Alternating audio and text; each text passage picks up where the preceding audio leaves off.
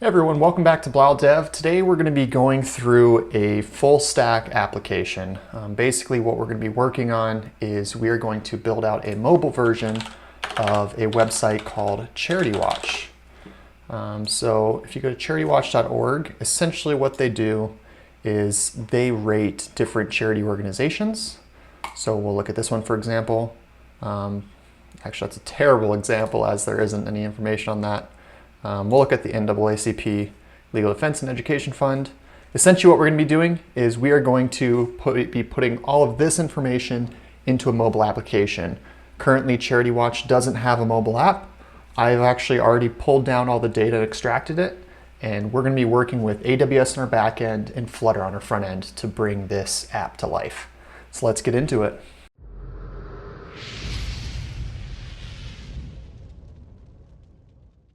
Okay, so here's the data that we're going to be working with. We have the charity name, the effectiveness score, the Charity Watch grade, the category that the charity relates to, and the URL to that specific charity. And to be clear, this URL doesn't actually take you to the charity itself. This URL will actually take you to a page like this, where basically you see the information, but you get a lot more detail. And the program percentage, the effectiveness score, essentially it's what percentage of the money that you give goes towards the charity efforts itself and not the organization. And so 76% means 76% goes towards charitable stuff, and the other 24% goes towards overhead. So paying for personnel, salaries, paying for buildings and stuff like that that they operate in. And to be clear, this isn't super great. I've seen much higher than 76%, but it's pretty decent. Okay, so like I mentioned earlier, we're going to be using AWS as our backend. So what we're going to do is we first want to go ahead and check out DynamoDB. We're going to click Create Table. And if you haven't created an AWS account before, it's really easy. It's a very simple step through. I have put a video on most of what we're going to be doing on the back end. I put that, not a video, an article on Medium. So you can follow along there if you need help setting it up, but it should be pretty straightforward. You shouldn't need much help in order to do that. So what we're going to do is we're going to create a DynamoDB table. This is where we're going to be storing all of our information. And then we are going to be utilizing Lambda functions and create APIs that can ping our database and do basic CRUD operations, as well as some filtering. So we're going to call this, I'm just going to call it charity. We are going to do, let's think of this. What do we want to be the unique identifier? I'm going to say the charity name itself, so we'll just call this name. It'll be a,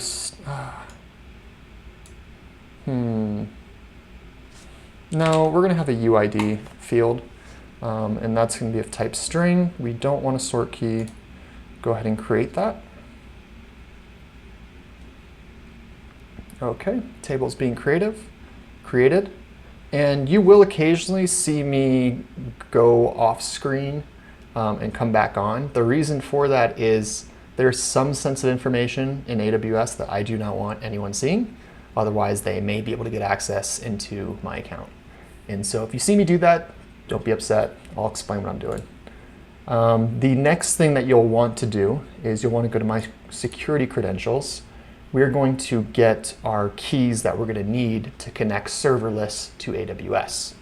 So we want to go to access keys. It looks like I've already created a key. You can have two keys. I'm just going to go ahead and create a second key just so you guys see this process.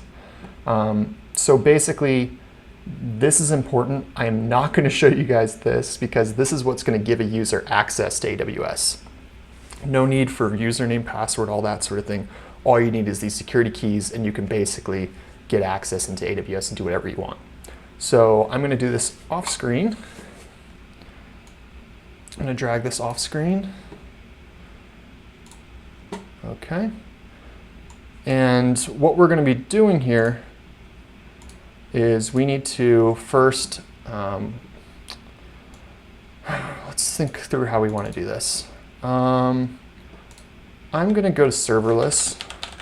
Before I start, hooking it up to AWS, I'm going to shell out my basic API methods, and then once I'm ready to deploy, then I will hook it up. So we're going to go to serverless.com. If we go to learn, down to examples, AWS, and I want to use Node, we should see one. TypeScript, I don't care for TypeScript. I just want basic HTTP endpoints. So REST API with DynamoDB, that's the one I'm going to want.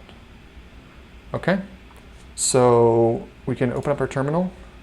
I'm just going to do this right on my desktop.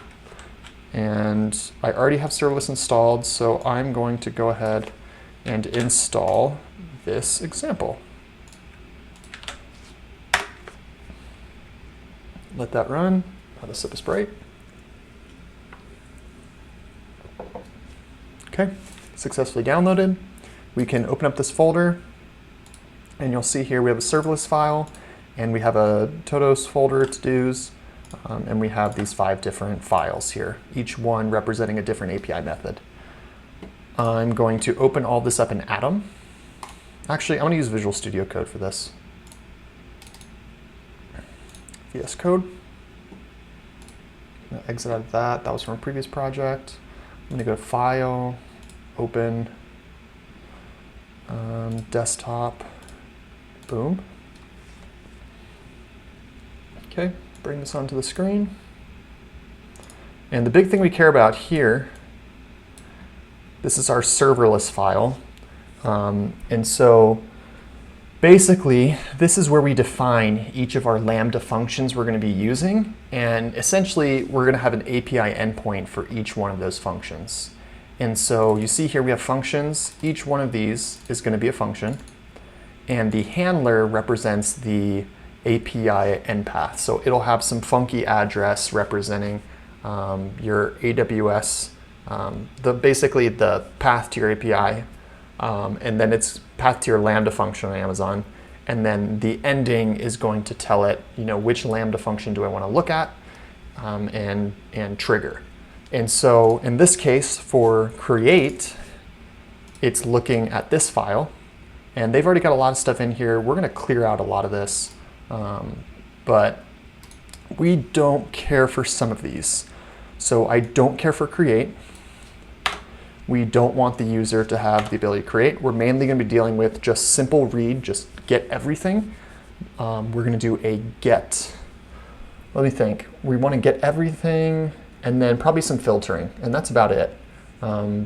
There's really no need to get specific, like a single value, because we can just extract that from the list. The idea is we're going to have a scrollable list. And when the user clicks on it, it'll go into another page with a little bit more detailed description, and then they can go to the website to see even more information. So list, I'm going to remove everything but get for now. And I don't care for the resources. That's not necessary. I am going to leave cores to true.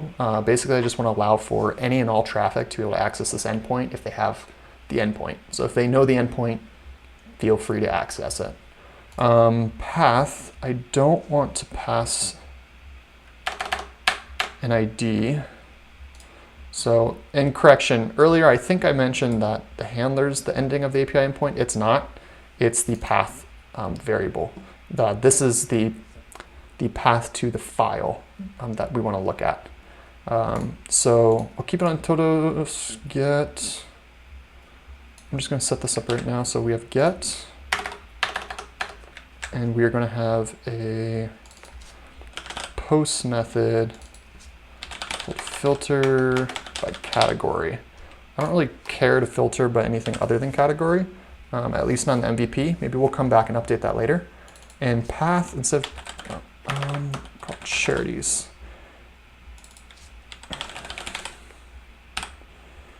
Charities filter. Okay. And I apologize if you can hear thumping in the background, There's a car outside blasting music, it sounds like. Okay, going back up here.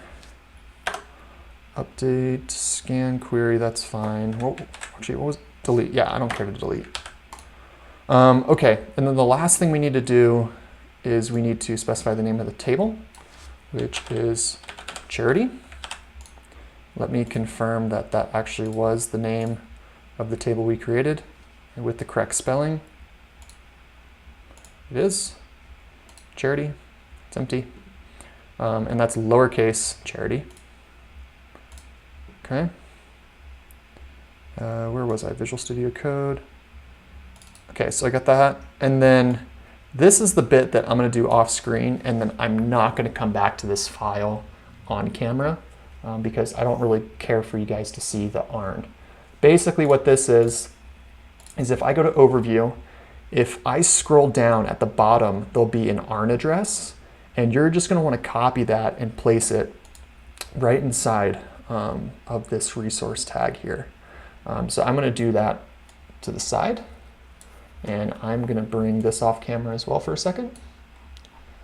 Okay, copying this, scroll back up, I'm going to close out of that. Okay, there you have something to look at. I'm going to paste this in here. Okay. I'm going to call this filter dot filter. Okay. Let me just delete some files. Actually, we can go here. Okay. So I'm going to delete list. I'm going to delete. I'm going to rename update to filter. And my get, I'm going to just copy and paste into here and change this from get to filter because that's what I named the function. Okay, table name, process.m, that's fine. Okay, I have done previous projects on this before, so I'm actually going to just utilize some code from some of those projects. I just need to find where they are. So I'm going to create a new window. I'm going to do this off camera real quick, just to be safe.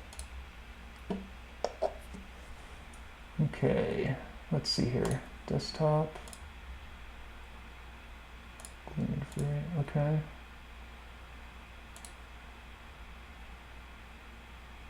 That's the one.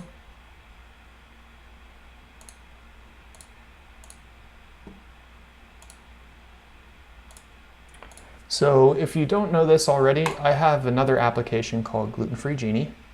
And basically what Gluten-Free Genie is it shows a bunch of different products that are gluten-friendly for users. It's in the App Store, you can check it out if you'd like. But we are going to be utilizing and kind of checking out some of the APIs I created for that project. And we're going to be reutilizing a lot of that.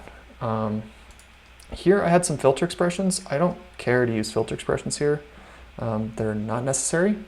All I need to do is specify the table name.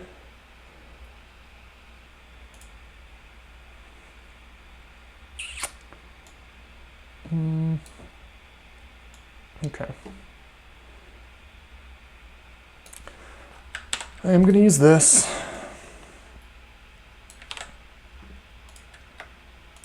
I don't care for that guy.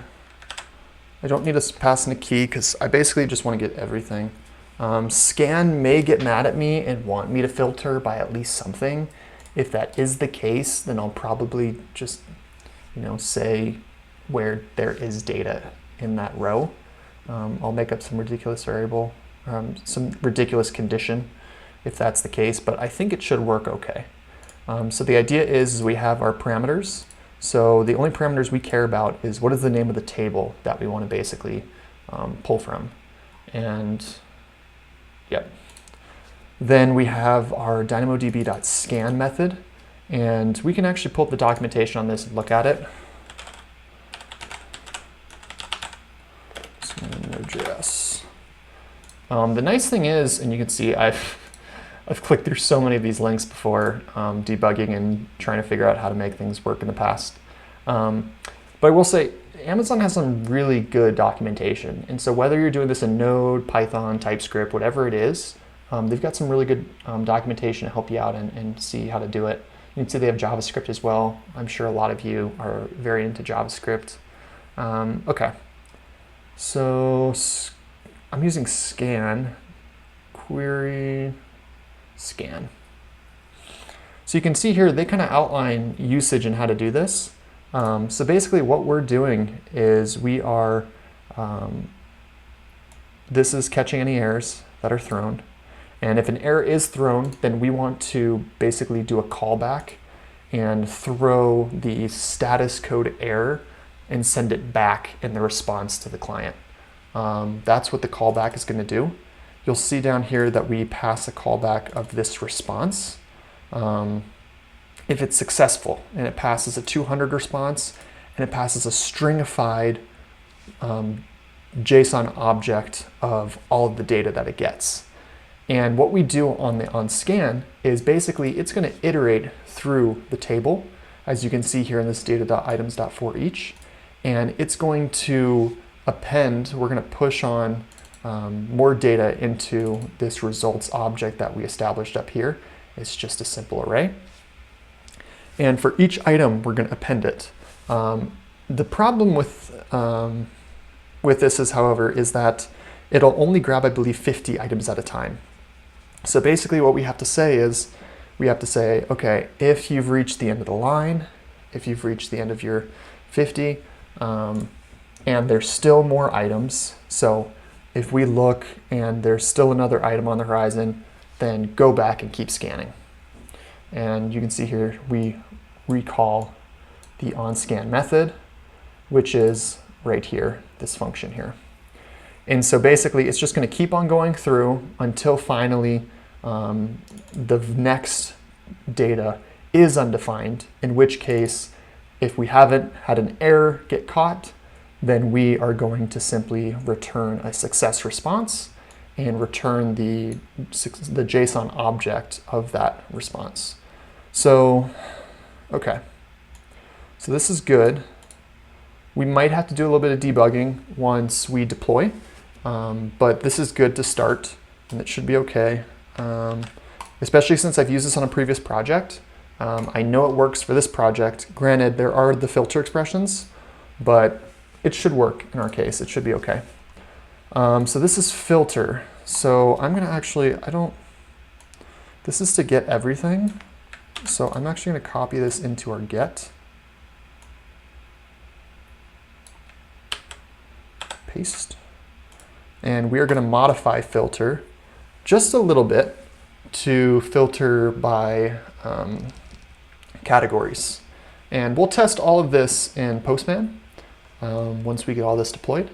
But you can see here that I actually already had a method from that previous project that I was mentioning where I also was filtering by categories. And so we can copy over pretty much most of the same things. We just need to make sure that the name of our columns matches with the names that we're going to be putting into the database eventually. So as far as the scan bit goes, we can leave it as is. That's good to go. The only thing we need to modify in this case is the params variable. Sorry, I put a hat on if that caught anyone off guard. So so we're going back to the params. So we're going to be adding in a filter expression. And I'm just going to leave it at that for now. We're going to be adding in an expression attributes name.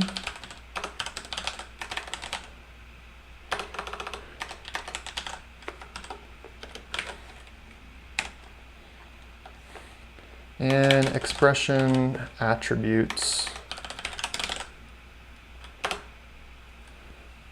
values. Okay. Okay, so before we do this, I left out one thing. We need to say const data is equal to json.parse event.body.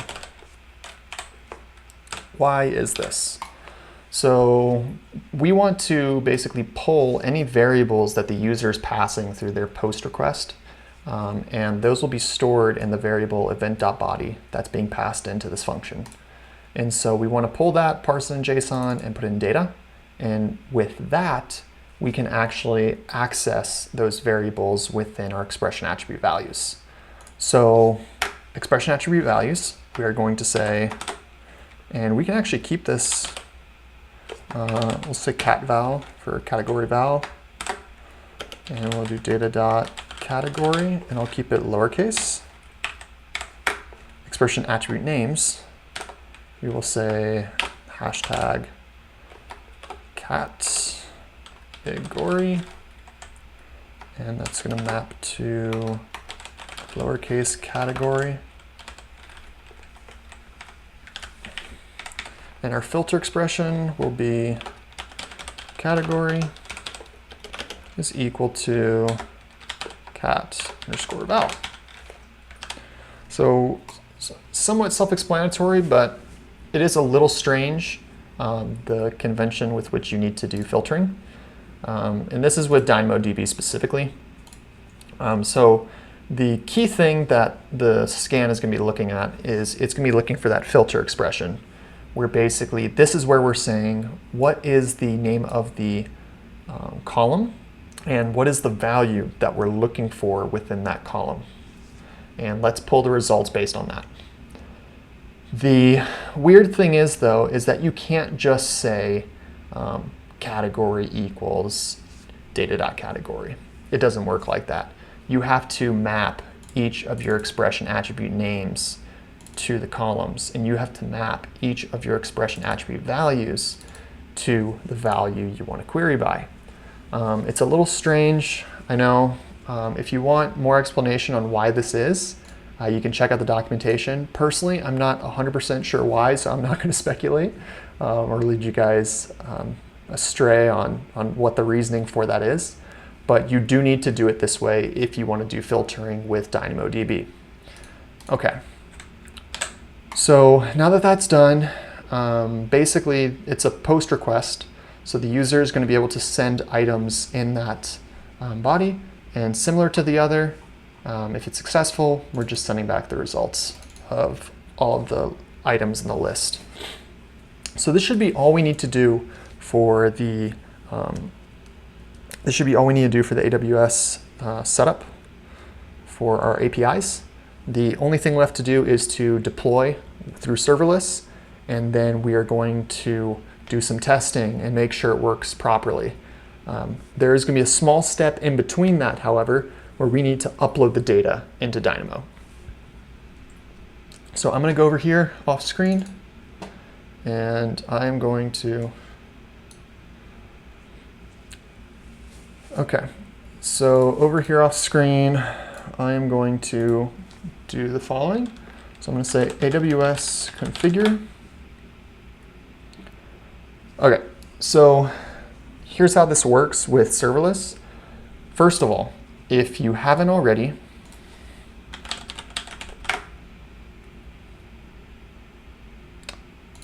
under examples, honestly, I could just click on any of these. If you haven't already, you need to install serverless through npm. And I would do that globally unless you are really picky about what kind of software and packages and plugins you put in into your computer, in which case you can just place it locally for the project. But you are going to need serverless.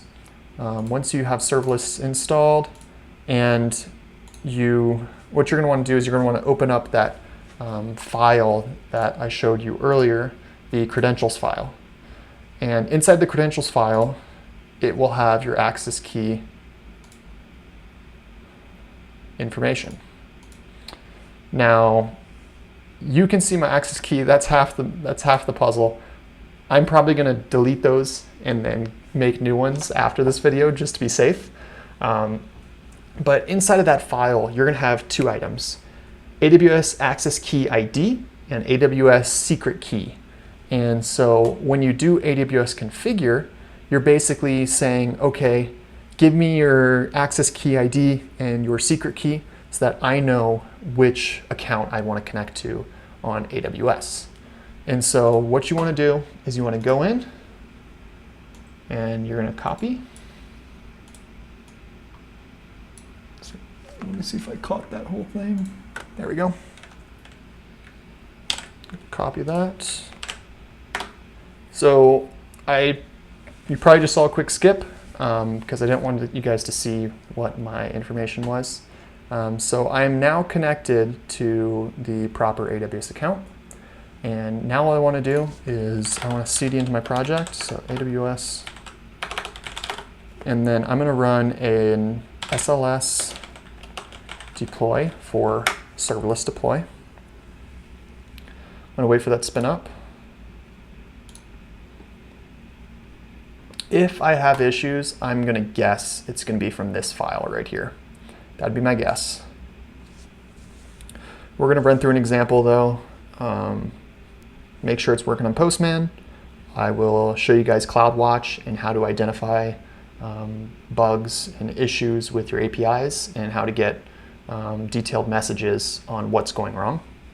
And then our next step, we will upload our data to AWS, and then we will do a little bit more testing, and then we're going to start moving on to our Flutter application. So typically the first time you run it, it's going to take about 5 minutes. If you've had a serverless installed on your computer before, it will typically take about 2 to 3 minutes after that first time. It does take a little bit. The reason why is it's trying to compile all the code together, and it's deploying both Lambda functions and setting up connections through API Gateway. And so if you're unfamiliar with what Lambda functions are, we'll go to Lambda so I can show you guys. There's nothing right now, but here in a minute, you're going to see 2 functions pop up. Basically, okay, here we go. Let's reload this page. Okay, it might take a little bit longer to finally show up. Let's see. Nothing. Okay, I'm actually a little concerned that it might have gone to the wrong account. Let's check out API Gateway.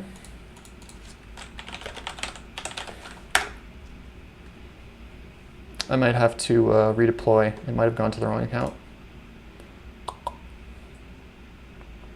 Uh-oh. Let's look at CloudWatch.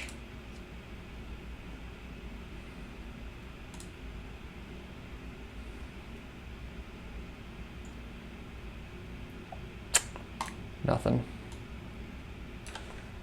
Let's hit up this API. I have a feeling that it didn't actually use my AWS credentials properly. Let's do a new one. Just simple get. Send. Internal server error.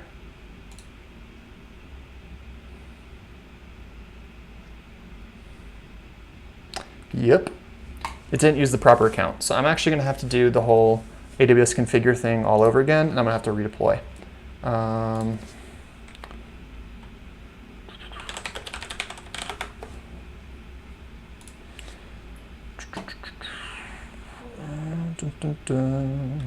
Just going to go back through this and just confirm I did that properly. AWS configure. Okay. It could also be,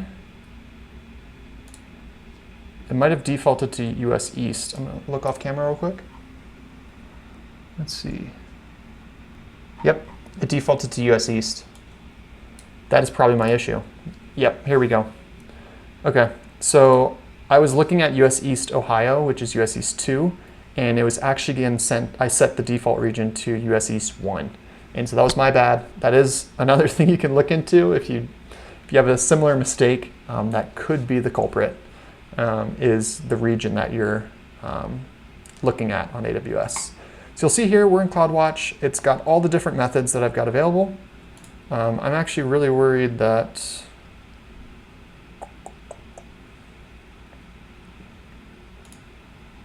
yes, I'm gonna have to create another one. Charity. So the problem is, since I set it up in US East 2, that table is not in the correct region that I want to be using. I do want it to deploy to East because I am closer to DC than I am to Ohio. And so it makes more sense for me to use that. Okay, so that's good. I'm going to once again go off camera just briefly so I can get in that proper ARN address. Okay. We are going to have to wait through yet another deployment. Looks like there's a new version of Serverless that I'll need to update later. Okay. So the issue is the reason why this Postman request sent an internal server error 502 bad gateway is most likely, and we will check it out right now, but most likely it was due to the fact that there was no table called charity. And so it didn't know what to do with that. It couldn't connect to anything. So we can check that out by going to CloudWatch. If you go down to log groups, and then you can see your different methods. So it should be this one right here. Yep, it's timestamped today. Unable to scan the table. Blah, blah, blah, blah, blah. Okay. So that's why it wasn't working. Okay, so this is now working. It's been rerun. We should get a 200 response and an empty response. Yep, 200, empty, because our table is empty. So that's working. The filter by category bit, there's no point of even looking at that right now because there is no data. So we're going to go back to our tables, to charity, items, and I'm actually going to open up Atom. I actually, on that same gluten-free Genie application in the past, I already wrote a script that essentially will, oh crap, hold on. Atom, reopen project, gluten-free API, AWS Python, category update. Okay, I'm actually going to go off screen one more time. Okay, I want that folder, that file, and I want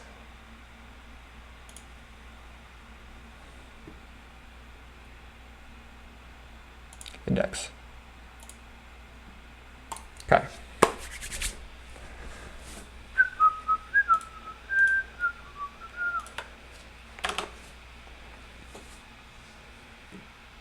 Oh no, that's from an old one. Hold on, let's see here. Firestore, yep, that's from Firestore. I don't care for that. All I care for is this one. Okay. So I'm going to copy this. Don't care for it anymore. I'm going to create a new folder and we'll call this upload. I'm going to create a new file, upload charities.js. And inside of upload charities, I'll paste this in. Okay. Tip name will be charity. Let me just confirm one more thing. Okay. So I need to make sure I have this package.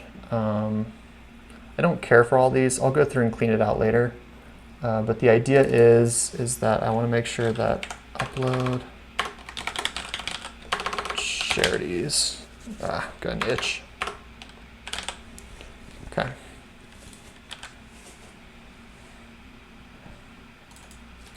Name.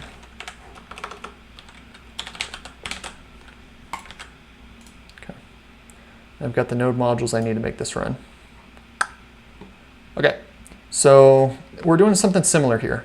We are pointing to the region where our database is residing, which is US East 1, and we're opening up a document client for DynamoDB. Then we are going to read in a file, and so we need it in JSON format. So basically what we're going to do is we're going to take this file and we're going to convert it into JSON. So we're going to use a website for that. What we're going to do after that, though,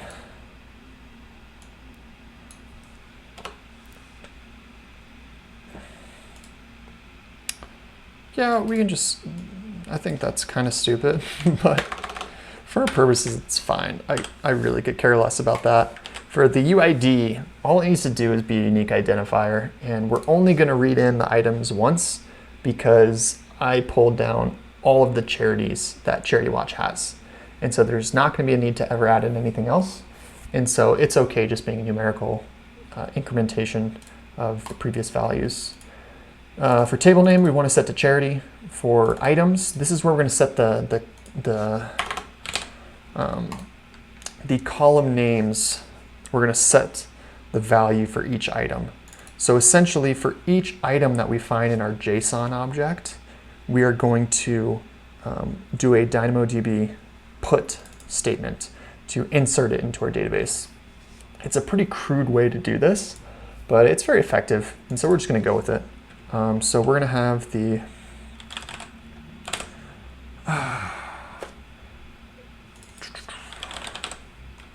charity.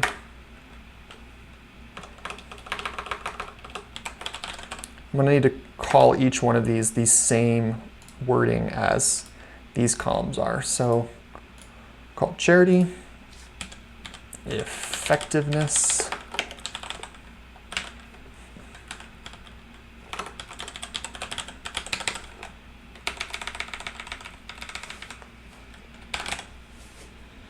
and what item is we're basically saying at what index in our JSON object do we want to look at and pull the value of it for. Okay, so effectiveness. The next one will be Charity Watch. Oh, wow. I'm going to make that one big word instead, so not cause issues. I'm just going to call it grade in the database.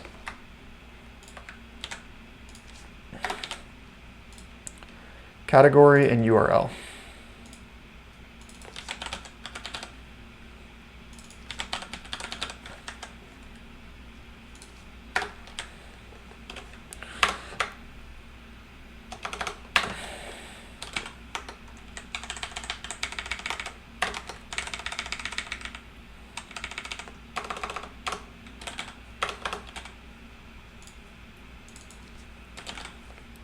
I'll make it lowercase. I'll make this one lowercase too. Okay.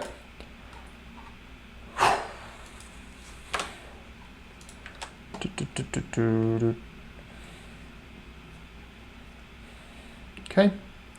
I've got a console.log statement already from my previous code that I used. And basically what we'll see is when we run this script in the terminal, it is going to, for each item created, it'll do a print statement and confirm, hey, this is the item that we just created an item in the database for. And we'll name this one charity. That's what we want to print out. The created item. And if it's unsuccessful, it'll throw an error.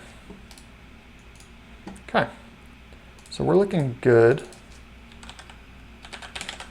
Call it charities.json. So we need to put a JSON file in this upload folder called charities. So what we want to do, I'm gonna quit out of that, save it. Oh, that's talking about this other one. Don't save that. Okay, convert Excel to JSON.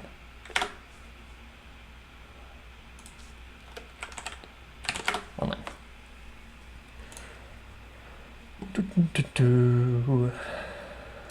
Browse.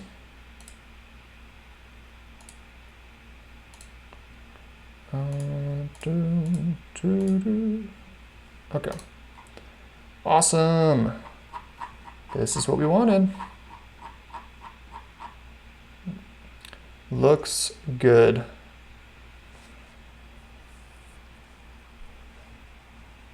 Except for that doesn't look good.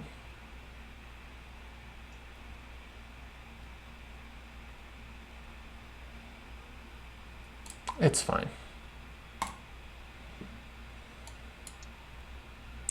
Oh, don't. No. It needs to be downloaded as a .json file. It can't be like that. Okay, we're gonna have to convert. I think we're gonna convert it to CSV and then utilize this one instead. Okay, let's go to File, Save As, Save to Desktop, Charities, CSV, UTF-8. Don't care if it loses some data because it's not going to. Choose File. Nope, Desktop, charities.csv. Open. Good, it picked up on the 5 headers. CSV to JSON. See, this is how I wanted it to look. Just a simple array. Okay.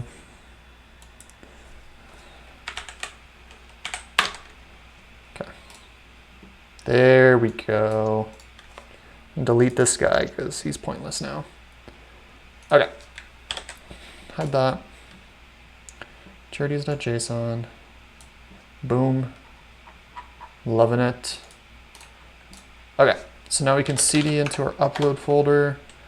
We can run a node. Load charities.js. Awesome. Very good. Very good. Okay. So it looks like it went through and it added all of our items. We can confirm this by going to AWS, checking out DynamoDB, checking out items, and would you look at that?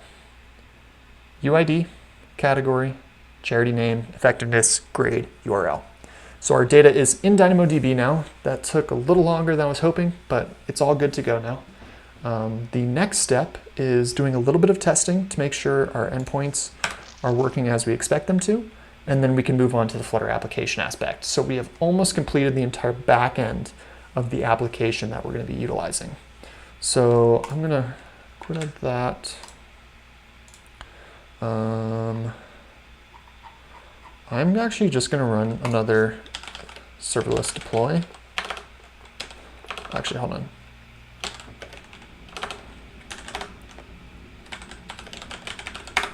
Now we're good. Just to get those APIs again. It was so far back up the log that I didn't actually have enough time to record them. But we can run this one in the meantime while we wait. And you'll see here, it's got all of our values, all the different types of categories. So this one's Jewish in Israel, Jewish response to hunger, International Relief and Development, Catholic Relief Services, Physician Committee for Responsible Medicine. And keep in mind, these are all United States of America based charities. This is not international. However, most of these do operate internationally. Actually, I'd say there's probably a 50-50 split between domestic and international, but these are all charities based out of the US. And the reason for that is that Charity Watch can go and get documents and tax information and all types of financial related documents to confirm the validity of the organization and where their money's going. When you start going into other countries and doing that, although you can, it gets a little more complicated when you have to have multiple different processes to gather information like that. So we've got our 2 API endpoints. This is the big one we're concerned about because we haven't tested this one, and frankly, I don't actually know if it's going to run smoothly. So let's open up another tab here in Postman. We're going to be doing a post request. That's our endpoint. In our body, we'll just say raw, give it a little bit of space. And if I do recall, it was share category. Okay. It's called category. And let's actually go back and find a category. Let's do a big one. I feel like environment's big. I could be wrong, but environment, let's send it. Okay, so far so good.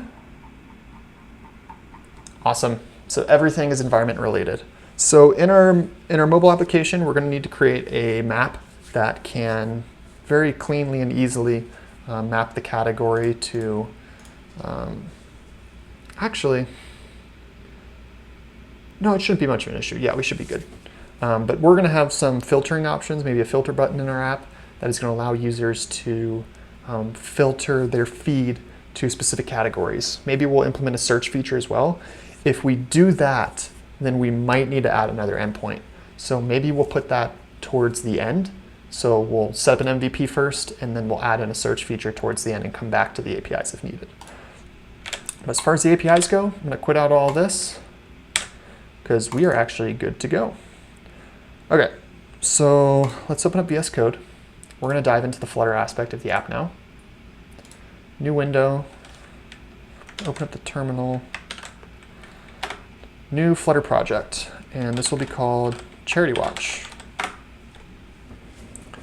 I'm going to put it on the BlauDev, new folder, Charity Watch. And we'll migrate the APIs and all that into this folder later.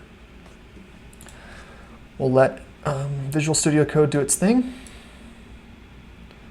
In the meantime, I'm going to go, whoa, actually I don't want to go full screen, but I do want it to take up most of the screen. That way we can track multiple files at the same time. Okay, we're looking good. So let's think this through. There's no need for authentication for this project as everybody gets the same information. No personal data needs to be stored in any manner. If you want to see information on how to do Firebase authentication or Firebase storage, I have plenty of other videos where I use that and talk about that. You're welcome to check those out. We are going to go ahead and set this up. So I don't care for this. Don't care for this. Call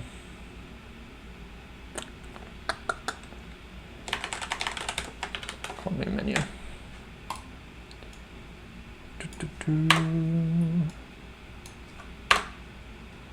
Okay. This is going to be called Charity Watch. 1 hour later.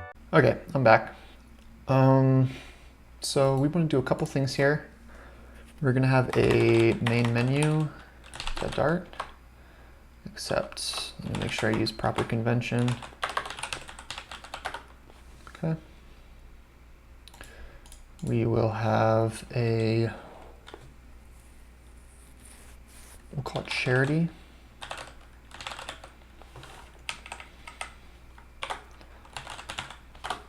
Model. We will have a get all API. We will have a filter API.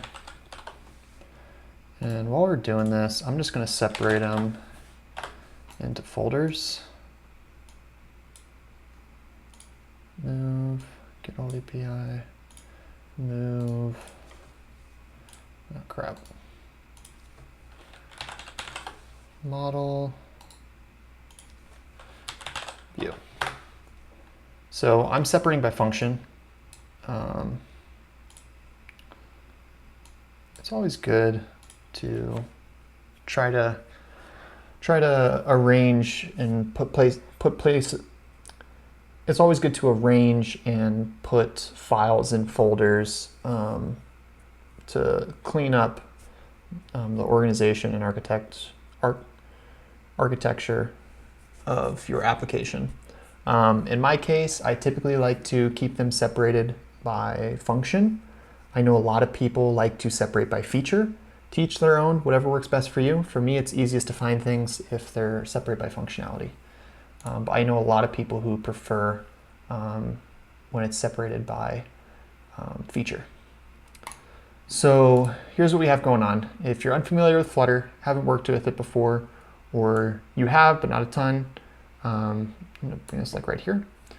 The idea is that my app is the first thing that's run. So what happens is we return a widget, which takes up the whole screen. And in this case, we're just gonna say, this is the title of your application, go point to a stateful widget called main menu. And main menu is where everything's going to happen. We'll probably have one more file here called charityview.dart. Okay. Charityview.dart is basically going to contain a, when you click on a particular item in the list, it'll show you a more detailed view of that charity. Okay. So let's get going with this. We'll call it stateful widgets, and they'll be called charity view. Swoop. It wants us to import material.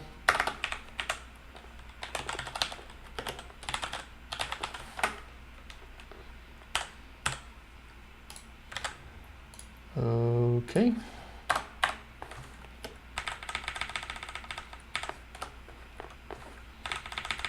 I have no idea why I got that weird formatting just now. Okay. That's good for now. Obviously, that's not even close to being good. This one we'll call main menu. My goodness. Can't type today. Just like the last one, import material.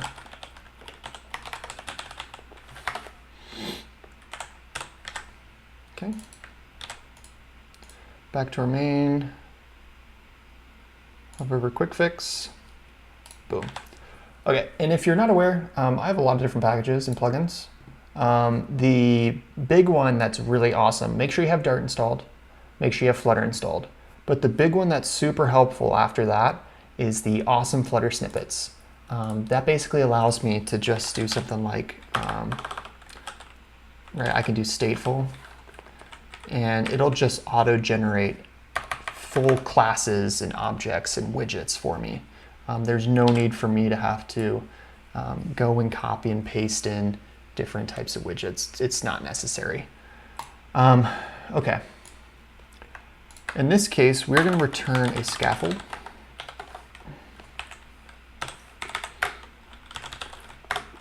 It's going to have a body. Body is going to have, I'll give it a container. That way we can give it a nice, I want to give it a gradient background, the app. And so we're going to use a container, that way we can add a decoration to it. Child is most likely going to be I'm trying to think if we want to do like a future builder. We'll come back to that. We'll kind of float some ideas around about how we want to do that. For now, I'm just going to give it a container of text. It's like something like that.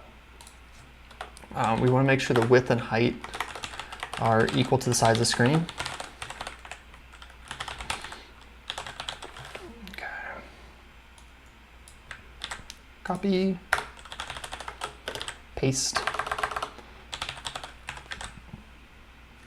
And like I mentioned, we want to have a decoration, a box decoration. And it's going to have a gradient of a linear gradient.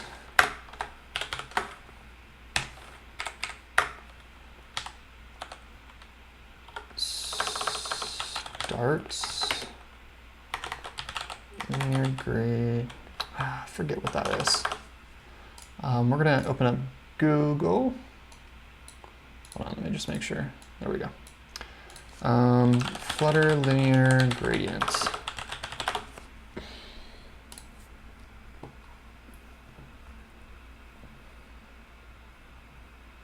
Okay. I'm just going to copy this in and then we'll modify it from there.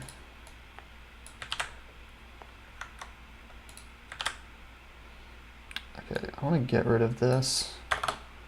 All this commenting. Just not a big fan of that. Okay. And to get some inspiration for the type of background and kind of like the general feel of the app, let's go to Dribble. And let's look for mobile app design.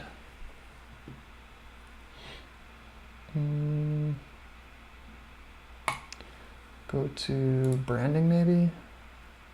No, we'll go to product design. I'm just looking for like a clean gradient, like one of these, and basically I'm gonna just take the color codes from it. We can draw some inspiration from the Charity Watch. By the way, if you didn't notice, I do like to play chess. If anyone has a chess.com account and wants to play me, I'm always down for that. So we're dealing with like a red and a very dark bluish type color, kind of close to gray. That one might not be too bad.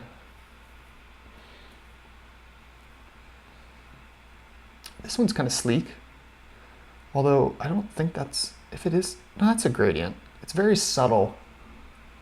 I kind of like that. Let's go with that. Is there a way to pause this?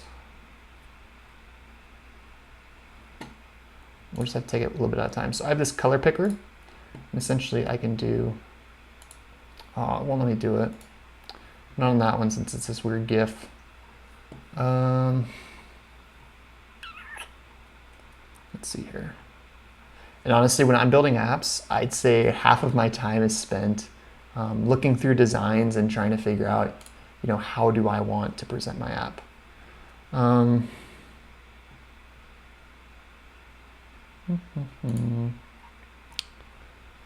There's some interesting. Okay, let's do this. Let's get a more specific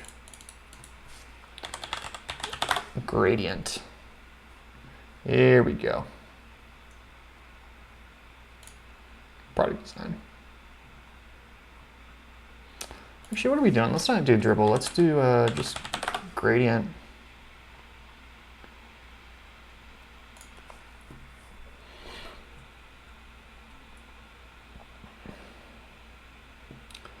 Do kind of like that. Let's do color shades. Again, we are kind of going more towards blue, but I don't really like that shade. We want to do like a dark. So specifically speaking, let's see. This color is called a dark slate gray. Oh, I don't want to do dark slate gray. We'll do something close to it, but not the same. Independence. That looks pretty good. Okay. Now let's go to the top. Let's go to backgrounds, gradients, gradient. Actually, this might work even better.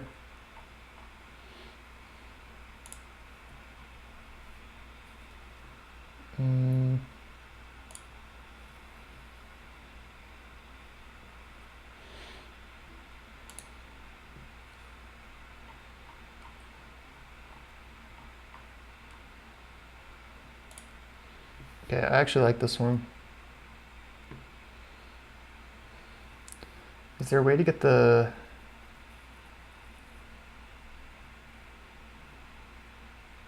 No? Okay, I'm gonna use a color picker. So we'll grab that. It actually is pretty darn close. It's a dark slate gray. It's gonna go into a color that isn't found in the website, but I think it's a good place to start. I'm gonna put a trailing comma here for some FF. There we go. Okay. Let's do let's aim for 5 different ones. That way it gets pretty, it feels blended. There's the next one.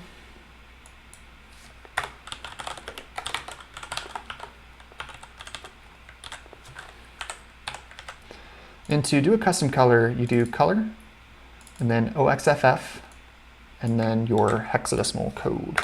I believe the OXFF tells it the, I think it's like the transparency. I'll have to look into that more. Oh crap, hold on. Okay, I want like right in the middle of the page. Still says it's dark slate gray. Don't believe it. Okay, it is slowly getting lighter. Okay, we're gonna have 2 more.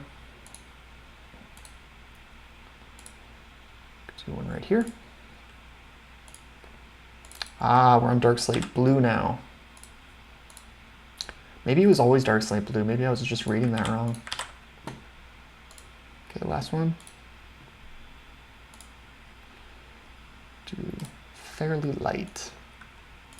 Dark slate blue still. Okay, I'm gonna keep this web page open for now.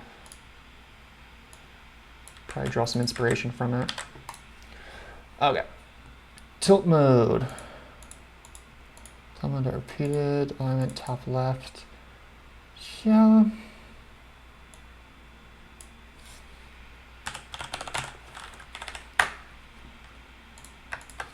I don't care for tilt mode. Okay, so let's go to our terminal. We first need to open up an emulator. I'm gonna use an iOS simulator for this. Put him over here, on the far right side of the screen. Give that a second to boot up, and I'm gonna do a Flutter run. I haven't installed any packages or anything like that, so I don't expect to run into any issues with my pod file. Often it's Firebase that will cause issues on iOS when you're building and updating your pod file. But I shouldn't run into any issues. Sorry, I'm struggling to get my words straight. Okay, so it's building. This might take a little bit longer. My computer is really heating up if you can't hear that. While this is going though, I'm gonna open up a new window. Sorry, I'm just trying to figure out, how I wanna do this. So I think it'd be best if we set up our APIs next. And prior to doing the APIs, we are gonna need to do a model class. And so this charity model class more specifically is what we're gonna need. So we might need another model class. I'm not sure, we'll see. But I'm gonna do class.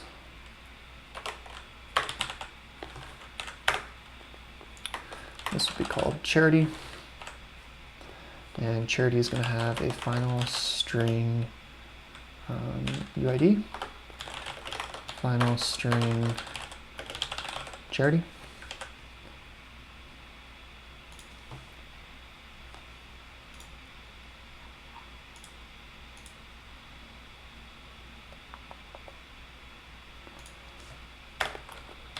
Final string URL. Final string. Oh man, I'm forgetting the names of these. Let's open up Dynamo.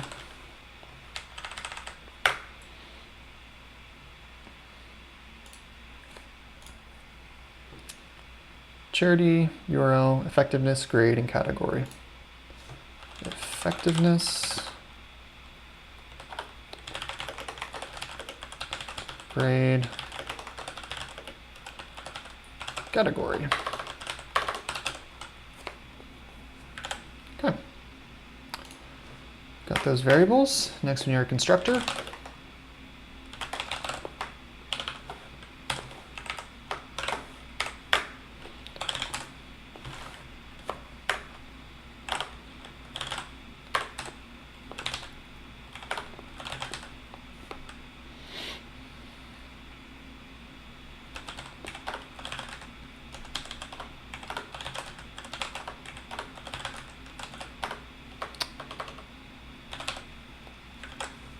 Okay.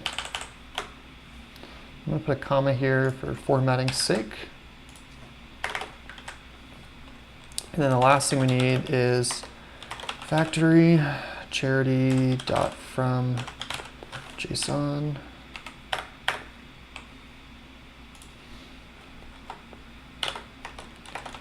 Map string dynamic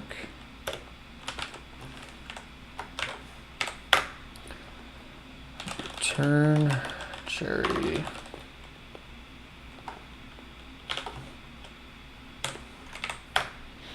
Okay, now for each item, we're going to say JSON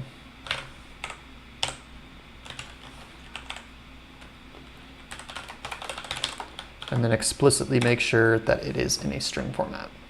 So we're going to do this for each variable. And the idea is that in our API method, after we get a response, we're going to parse it into a charity object.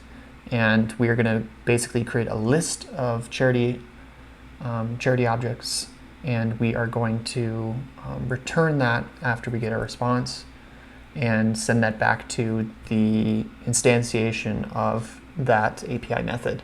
And so it's essentially, it's going to be the way that we take our JSON response and cleanly put it into an object in Flutter. So I copied that UID, category, URL, effectiveness grade, charity. Okay, so that was UID. So category, URL, effectiveness, grade, charity. Okay. I think that's all we need from our model. We can dive into the get all API. That should be the easier of the two. We are going to need to get a package, however. We are going to need to do the HTTP package. Just going to copy this here. I'm going to clean up my YAML file real quick.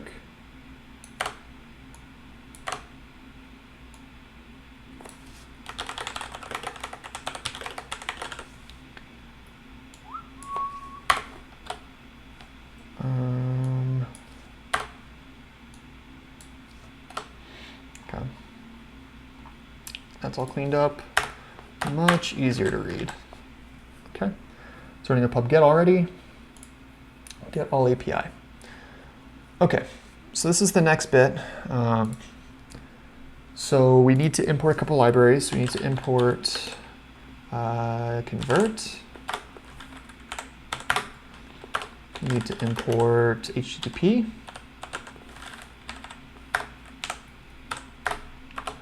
And then we need to import our model that we're going to be using.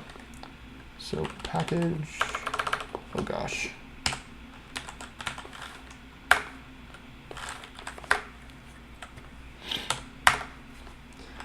Next, we're going to have a future method, which is going to return a list of charity objects. And it's going to be called get all charities.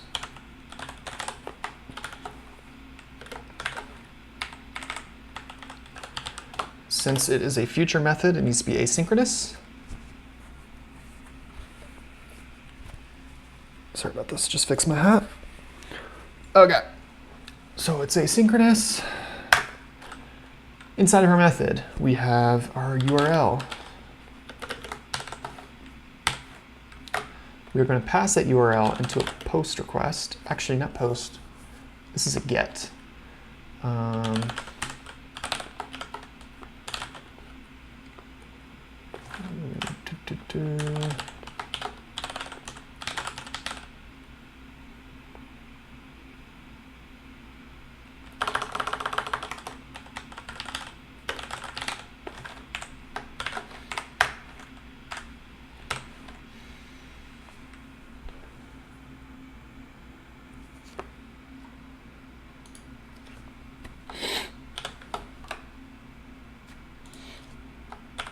That's what I wanted.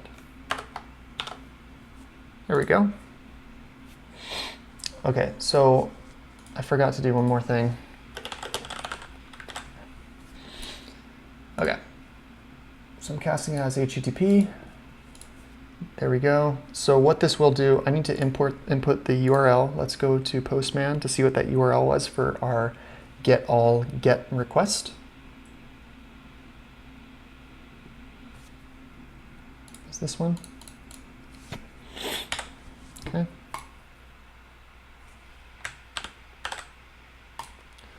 Okay. So it'll basically hit this endpoint with a get, and it will return a response object. And it is our job after that to do something with it. So we're going to have status code. That's going to be the big tell of whether or not it's successful. Okay, and we can have just a simple if statement to say if status code is equal to 200,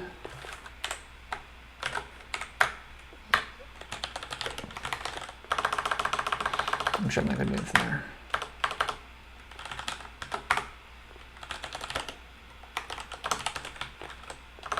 Actually, I'm going to say return this charity.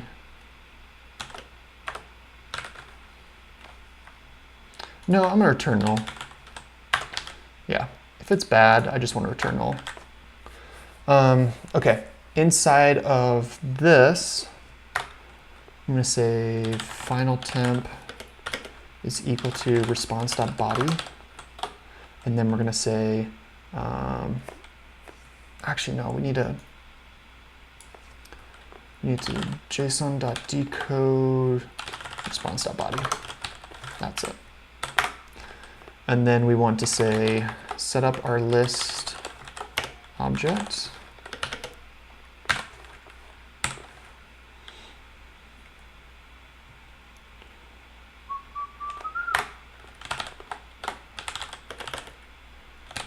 For each in temp.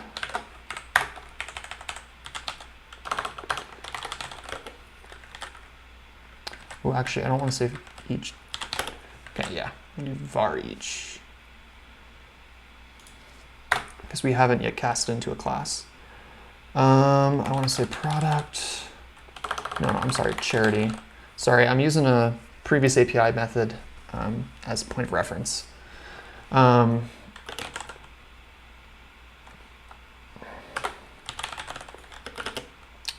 It's equal to, and then we want to basically take that each object and we want to place it into a charity class object. And so the way we're going to do that is we're going to say charity.fromJSON and pass each to it.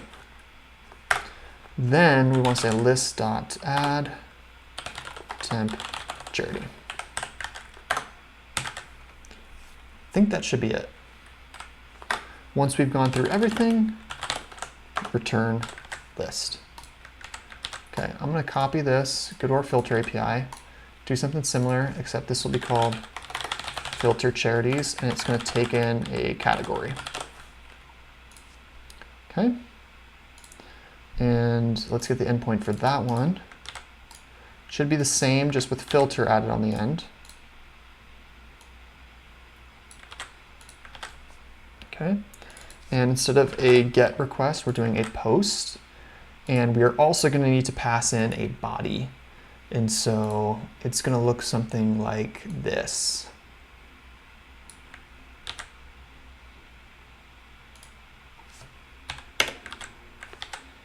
Okay. There's no need for that.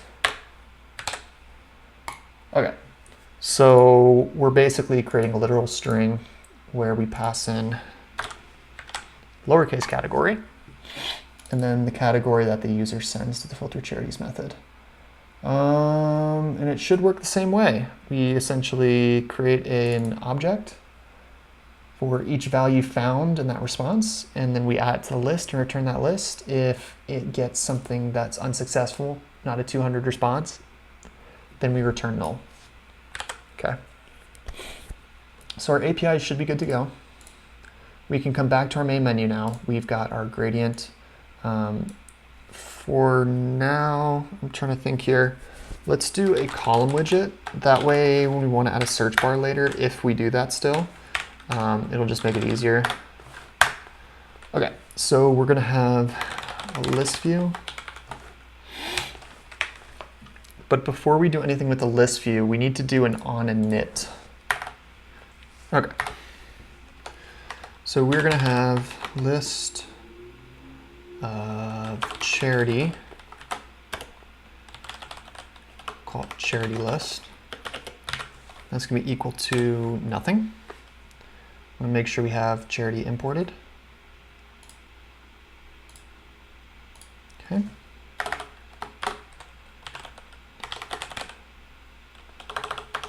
Is it init state? Yeah, it should be. Override init state. There we go. And we are going to need to do an asynchronous function. So I'm just going to call it update charity list. And then just below we'll have update charity list.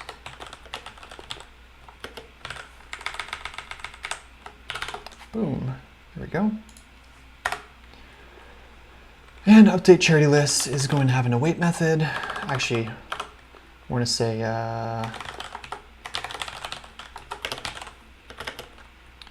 is equal to await get all charities.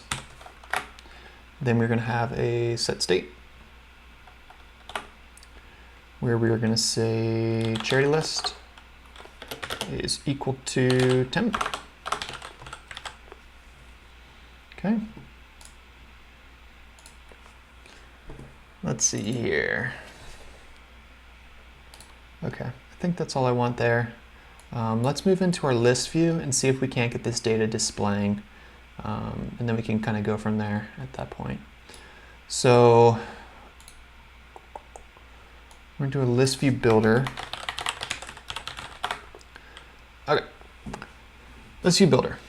So item builder is going to take in a context and it's going to take in an index. Okay.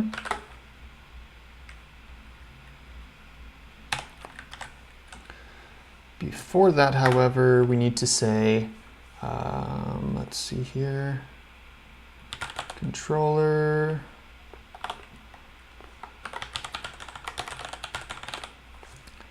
We're going to do a scroll controller for here. And this is going to give us the ability to jump back up to the top of the list. And so should the user do a new filter or something to that effect, or even click like an up button, we will be able to manipulate the list and scroll back up to the top. So we are going to have a scroll, what is it called? Scroll controller? I think that's it. Scroll controller.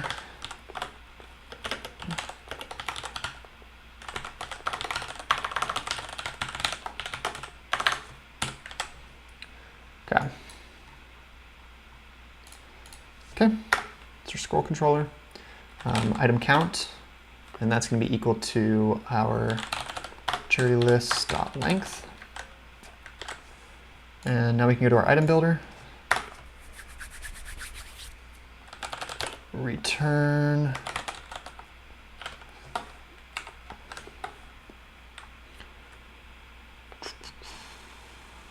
let's see here. We want to return charity list.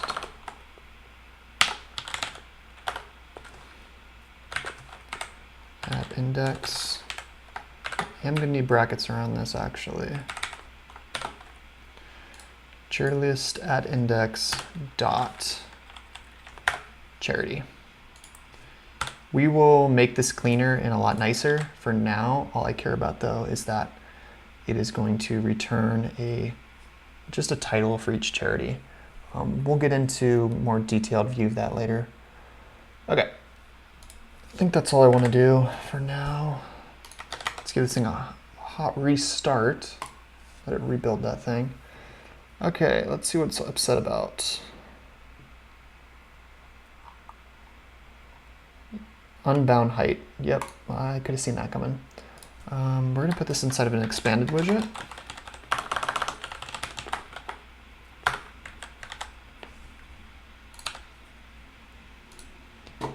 Look at that. There are all of our charities. So now it's just time for styling. So I do like, we've got our functionality there. We haven't done any filtering yet. That's going to have to wait a little bit because first we need to make sure we get this looking good. And then we can move into incorporating a filter button or a search bar or all of that sort of thing. So let's get going with our styling of each individual item now. And I think we're going to keep it simple. I think we're not going to worry about putting category or rating, or maybe we will do rating. I'm unsure. I'm kind of torn. Maybe we'll do just the letter grade. So we'll have like the name, and then on the far right, the letter grade.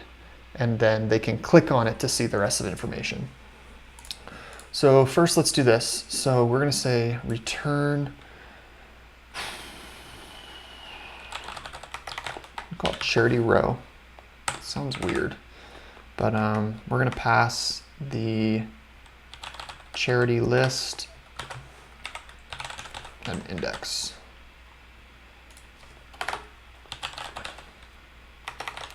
And we will most likely refactor this. Not sure if I'll do that on this video, but we're going to refactor it to be a widget itself. But for now, for simplicity's sake, we're just going to keep it like this.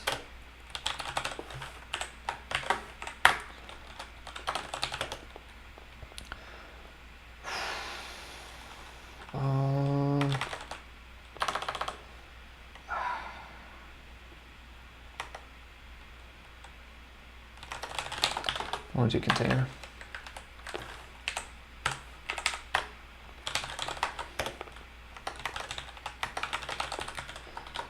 Give it some height.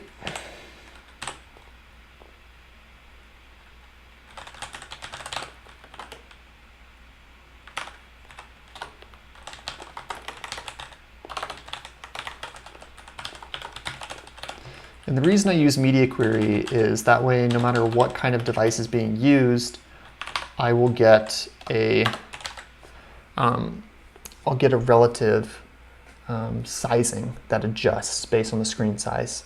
If I do like a hard-coded number, a constant value, I could get overflow errors depending on the screen size, because I'm testing on a 11 Pro right now. This is a much bigger screen size than, say, the 6S. Talking about Apple products right now. So that's why I like to use media query. It's just to have some flexibility. The alternative is to use Flex throughout your app, just to ensure that it's, you kind of have a relative sizing based on what widgets are around it. But I'm just going to use media query because I kind of know how I want this to look. So child, let's give it a decoration, just so we can kind of get a feel for what we're looking at.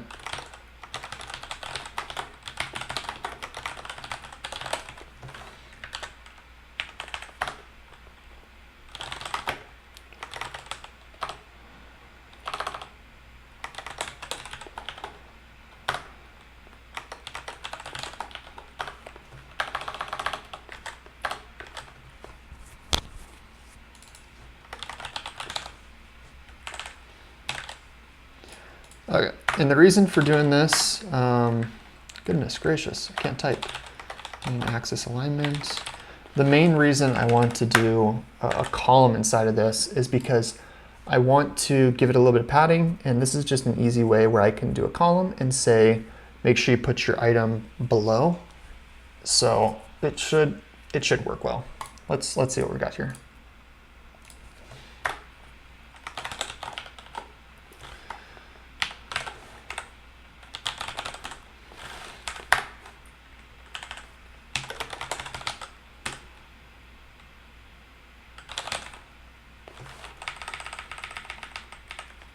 Oh, what am I doing?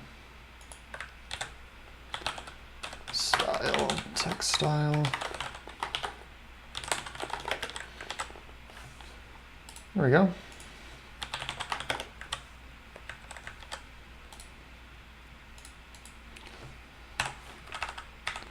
Fix some comma issues, some trailing comma stuff. Give that a hot reload. Okay, it's taking the whole screen right now. So that's not good. Actually,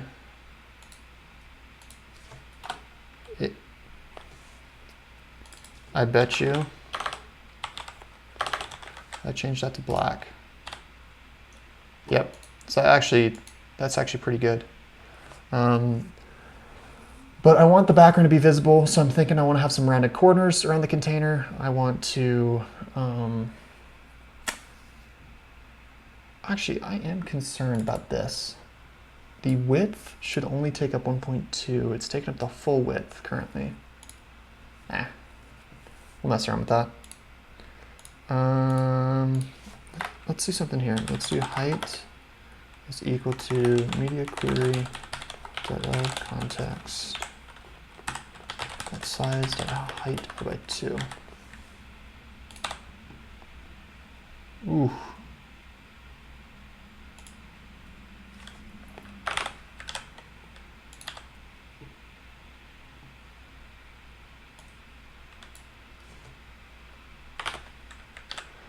Let's give that 10. Let's remove the box decoration on this guy and then give a box decoration to this guy. Okay. Overflowing, that can't be.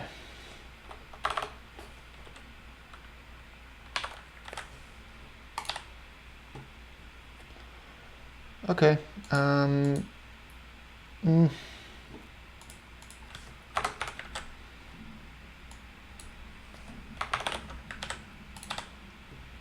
Okay, that's about the height I want. Next is the inner width. So I'm gonna do this.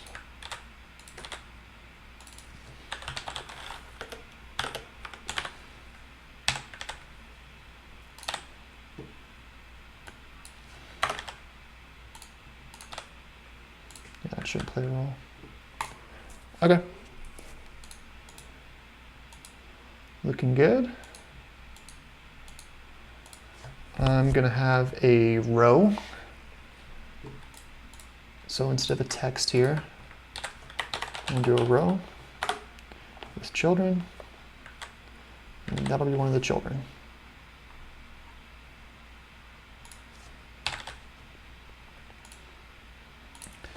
At the end,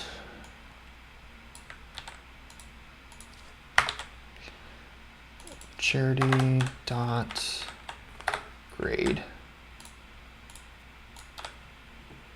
A minus, okay, that's good. Let's space these out.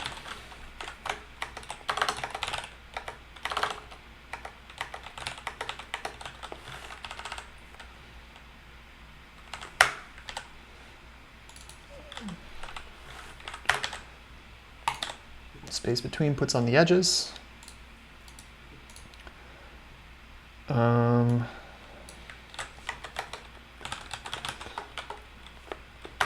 Flexible.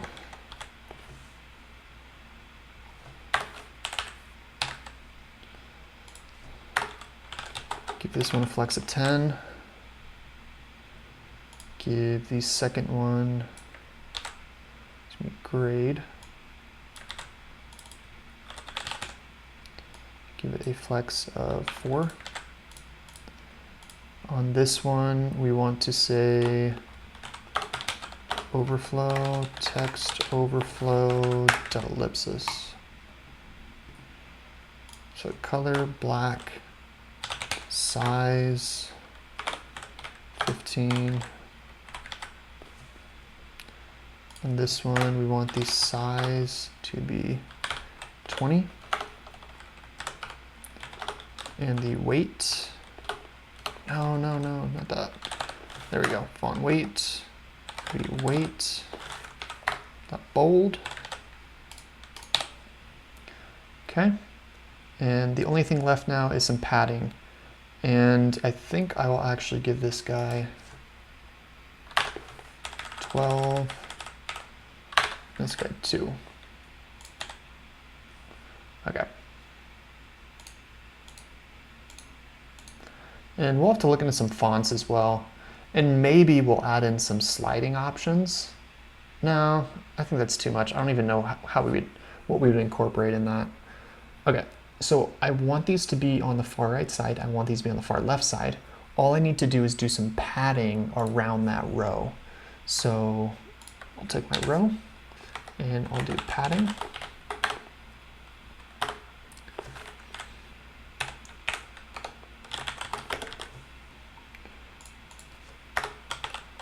And for the padding, edge insets dot symmetric horizontal 15. Beautiful. Oh, I thought I saw 2 grades on one. Okay. I could also add some coloring for this, for the letters. I think that actually might be kind of cool. So for the grade, for the color, we could say,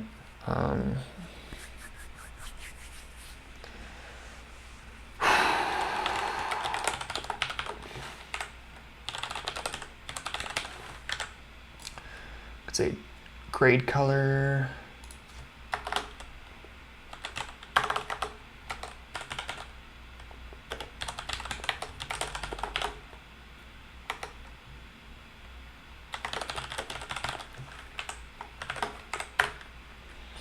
And then we could say something like if color dot, is it contains or substring? Color string contains.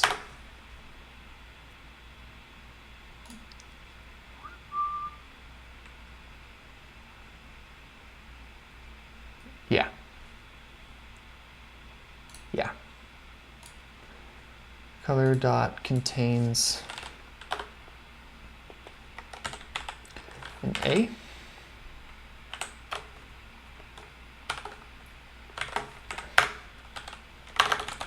Return colors dot green.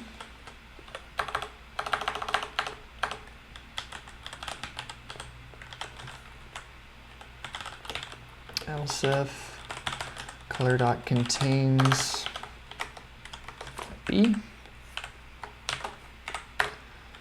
Return colors dot yellow.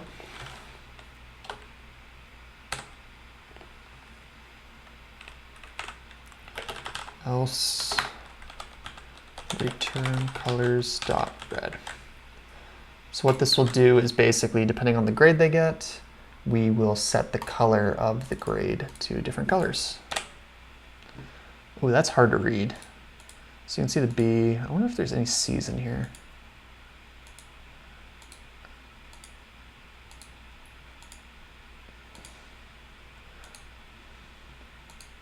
No, I think B minus is the worst they have. Yeah, B minus is the worst they had. So maybe I'll actually adjust this because they grade pretty high. So I'll have to adjust it later. But I do want to change the yellow for now to be something a little bit darker. Like orange. That's easier to see. Okay. So I guess the next thing is just to see if the user clicks on it. And if they do click on it, then we'll take them to the charity view. So we have our charity row, we have our container. Let's wrap the container in a material.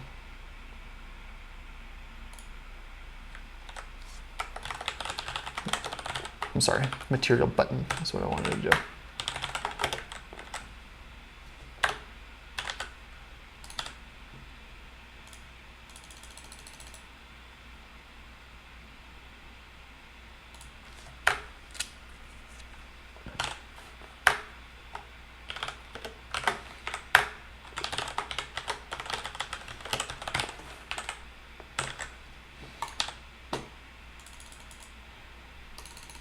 Okay, button's working.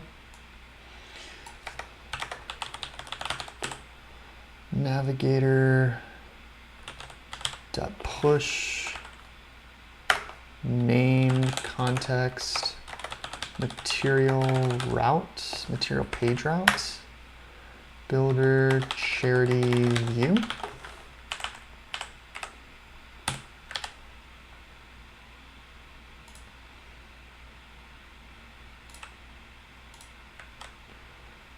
It doesn't like this. I'm looking at routing and what actually is going wrong. Material page route, builder. Ah, that's what it is. The builder's not right. So the builder actually takes in a build context. Actually, don't even have to say that, just takes in the context. And then the page you want to send it to.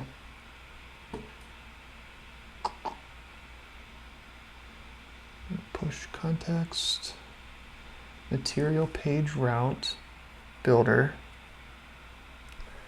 takes context and the page you want to route to.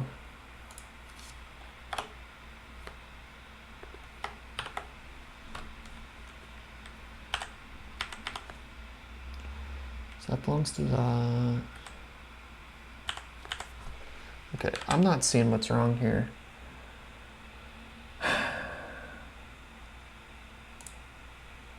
Hold on, I must have missed something here. Oh, I'm so dumb. Should just be just push, not push named. You only do push named if you have like a string that's mapping to the class. Yeah, this is all I need. There we go. So this should take us to charity view. However, charity view is going to take in an argument of charity. Quick fix, import that. Final charity. There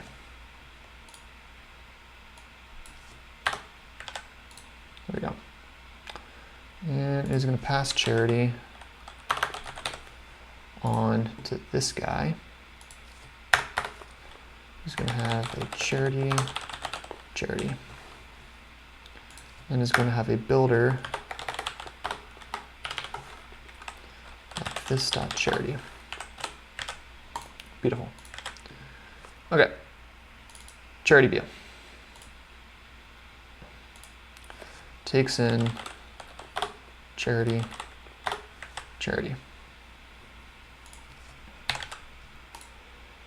And just to make sure that we have got this correctly, I'm just going to print out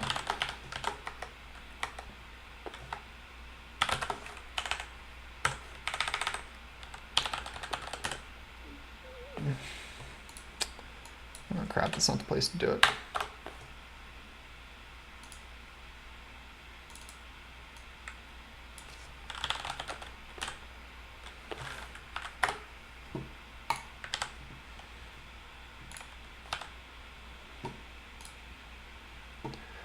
The getter method charity was called a null. Receiver null, try calling charity. Okay, so that wasn't being passed properly.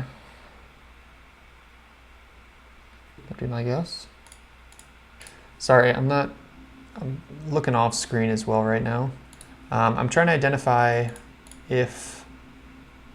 but what exactly I was doing wrong with passing the variable. I'm sure it's really simple, and I've probably done this a million times in the past, but I'm just going to open up another application I was working on yesterday where I know I did it correctly, and just see what kind of difference there is.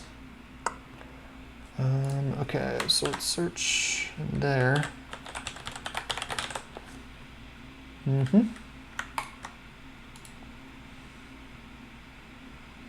Okay.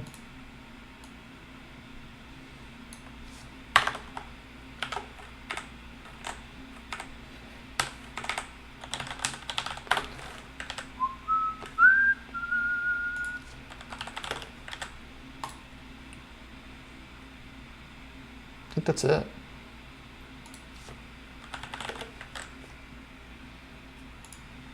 Yeah, I think just by getting rid of that and changing it, getting rid of my key and changing it to that instead, I think that's all I need to do.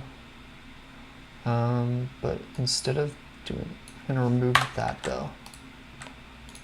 Okay, we're going to do a hard reset. Boom. Works. Terrible styling because it's a container with nothing else but text, but it works. So I'm going to do a hard reset again, restart just to get us back to this page. Okay, so we're in the home stretch. So here's what we're going to do. I'm running out of time tonight, so I'm going to stop here. Tomorrow night I will pick up where we left off, and we will nail that last page and then do the filtering, and then we'll be set.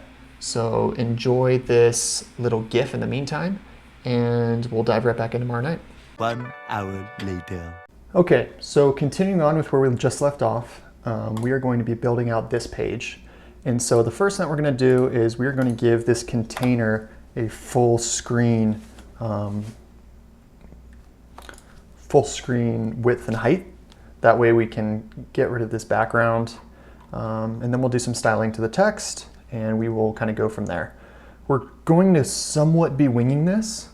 I haven't mocked up any designs or wireframes for exactly how I want this to look. So we're just going to kind of get started. Okay, so we've added in our gradient. It's very subtle. Next thing we want to do is we want to do a column widget. And my thought process is that I want to basically have the title at the top, probably somewhere prominent in the middle. I want to have the effectiveness percentage and the grade, and then I'll probably have a nice clean button underneath that says something along the lines of see more details or something to that effect that will take you to the website of the URL. So we are going to have, I think I'm just going to do top, middle, bottom. I think that's what I'm going to call it. So at the top, we'll just do a row,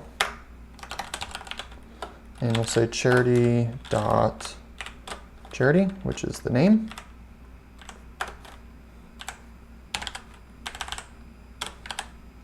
Okay. In the middle, it'll be a row as well. Text will be charity dot effectiveness. And we're gonna have to style all this. And then another text widget, which will be charity dot grade.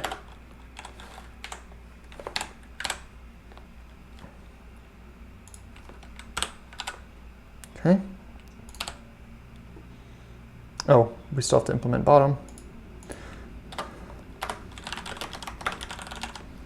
Bottom is going to be a material button. I'm going to start it with the material though.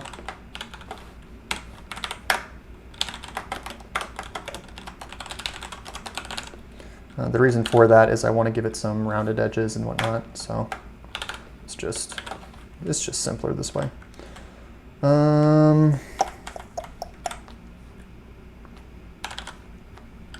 Okay. Child will just be a text widget for now. It says click me. I think that's all I want for now. Okay. Boom, boom, boom. Now it's time for some styling, and we need to do some kind of probably flexible is what I'm thinking. This is difficult. Let's stick with padding. Yeah, let's do padding. Edge insets.all 15.0.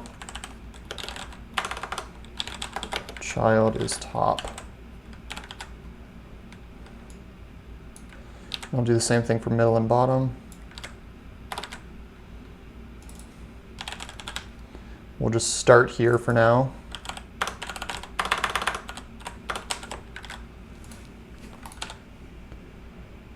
Okay. We got text overflow on the top. The middle, we need to do some formatting.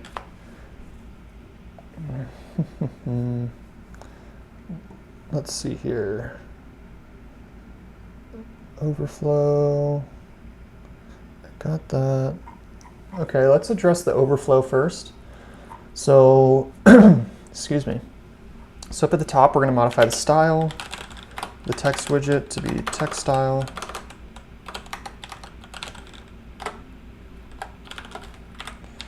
Color will be colors.white for now. Size will be 15. And I'm just going to use this for all of my text widgets to start.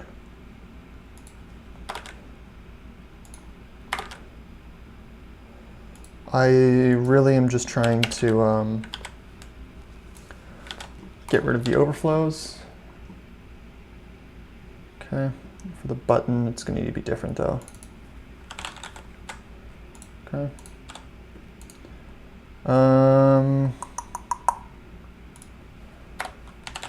Main axis alignment dot space evenly. Okay.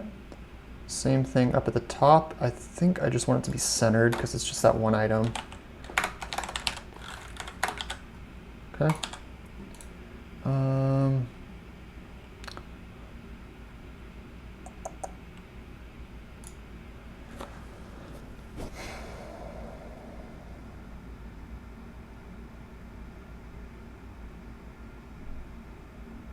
Okay, nothing related to this file.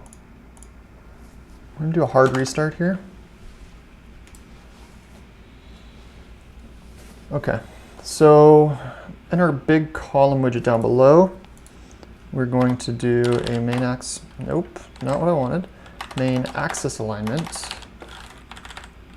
We'll just do space evenly. That's kind of ugly, won't lie.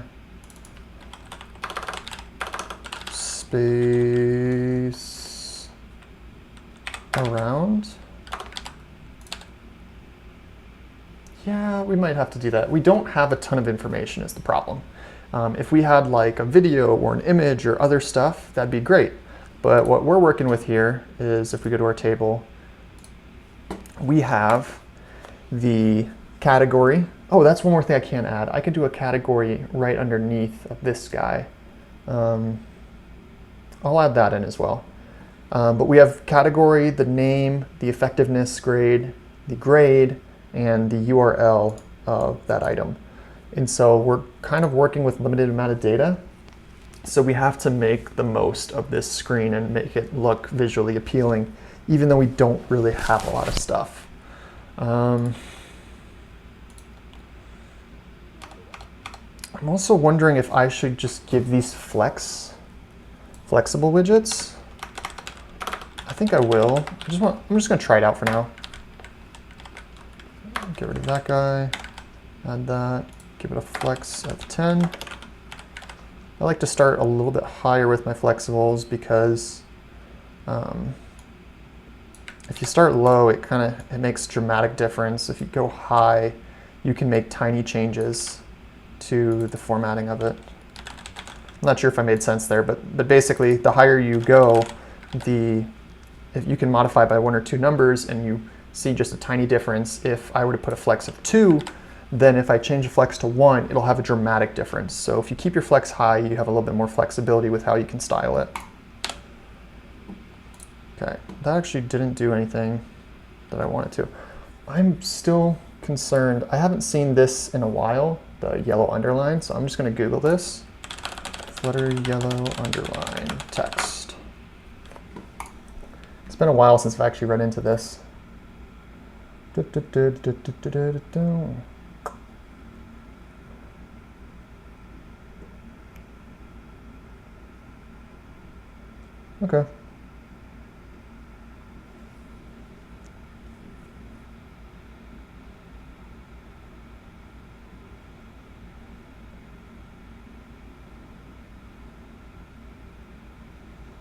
We're going to change scaffold to material, and let's see how that handles things. Actually, no, we're not going to do that. We're going to do a material around our container. That's what I meant to say.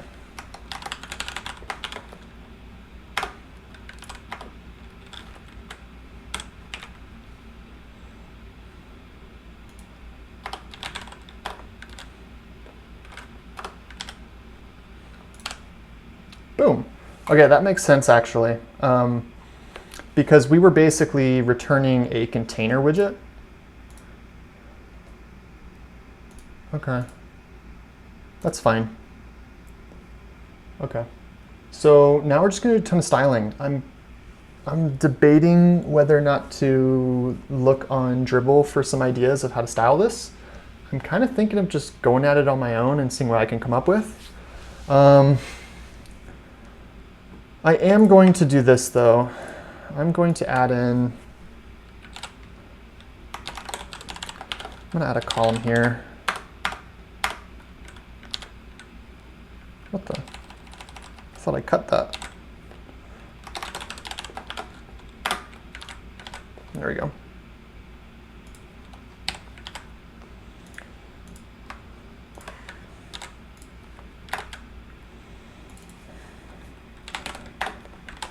Okay, add the category.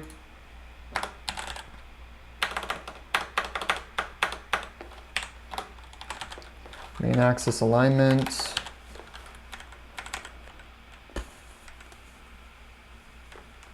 Say space around. Okay, I do want to push it up higher actually, so maybe I won't even do this. Maybe I'll just say main axis alignment dot start. That way they're right on top of each other.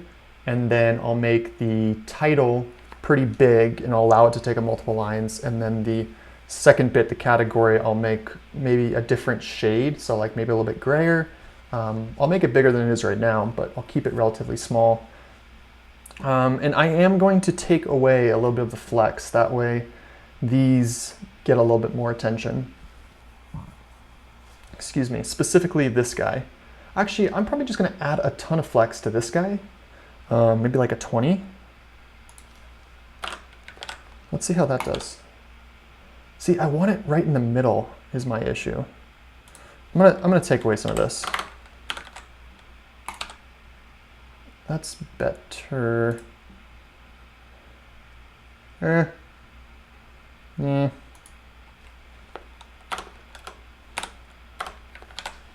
gonna leave it at this for now. I'm guessing as I increase the font weight on these guys and I format the button better and then I format this, it'll start to fall into place and then I can adjust the flexing, the flex a little bit more after that. Let's start at the top. Let's first get a Google Fonts. So we're gonna go to pub.dev fonts. We're gonna utilize the Google Fonts package. postspec.yaml, right under HTTP. Boom, it's added. Now here at the top, I'm going to add in fonts. Whoops. And this will actually take up all of my styling. I'm going to be doing something similar to this, except we're not using Lado or Lado or however you pronounce it. Style. I don't want it to be that.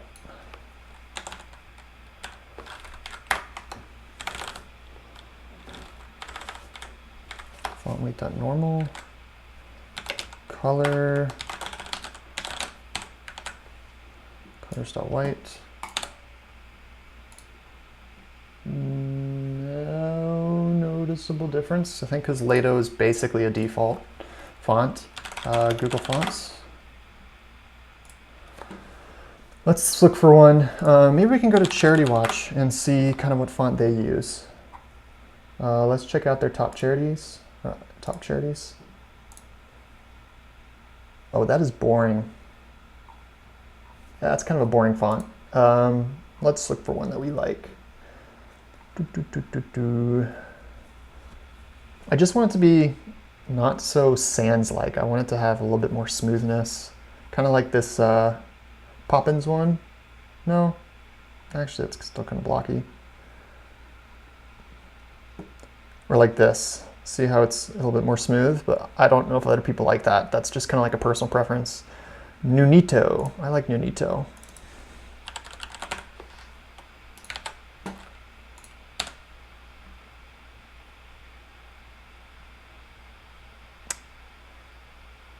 It's not. No implementation found for the method. Missing plugin. I might just have to do a hot restart.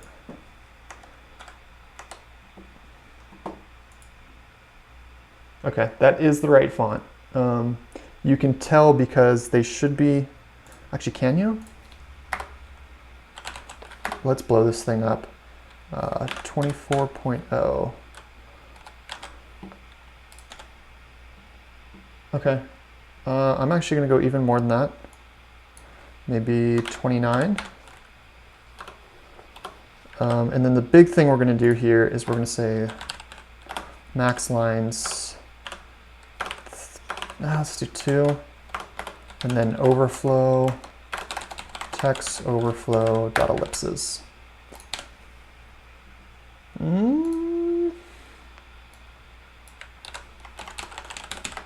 Maybe we just need to do it inside of an expanded widget.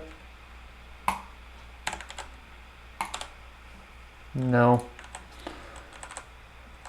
Oh, man.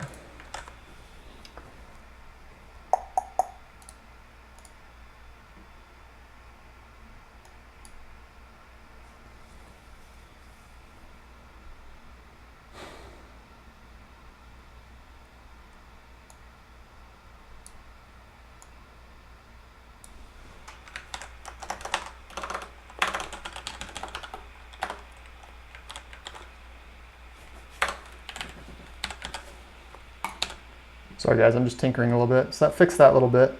Now we're having some issues because the flex was so small on this guy. So I'm actually going to crank this back up to 10. Okay. I want to have this text centered. I believe that's the align property.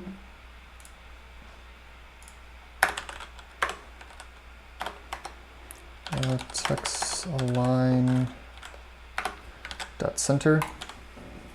Beautiful. And now for the second line. We're only going to turn it up a little bit. That's good. Actually, let's replace that with this guy. And then change this to 20. And then for color, we're going to do colors.black. Like a 50, let's try 50. No, that's way too dark. Maybe we do like one of these whites. Yeah, it's kind of like a gray white. Oh, that's not good. You can see here it's spelled verderins. I really hope the whole database isn't like that. Let's do this one. Yep, all of them say verderins. That's great.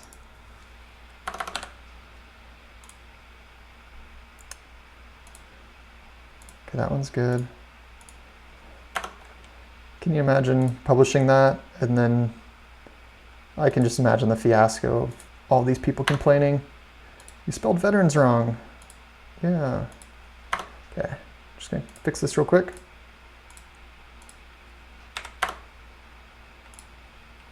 Yeah, these sorts of things take up a lot of my time when I'm doing development. It's little knick-knack things like this. Because functionally, we're pretty much done. We do need to do filtering, but like we're pretty much done. Even the API is already done for filtering by category, so there's not a whole lot of legwork to be done there. It's really just the styling aspect. That's what can take a really long time sometimes. But we're gonna get through this really quick. I'm feeling good now. We've got our Google Fonts imported, and so we're just gonna be reusing a lot of stuff that we've already built, doing some tweaking.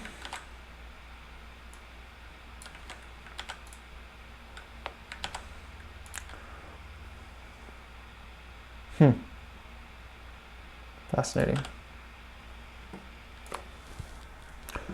Why isn't this like going back, like correcting itself? Like it should be like here, but it's not.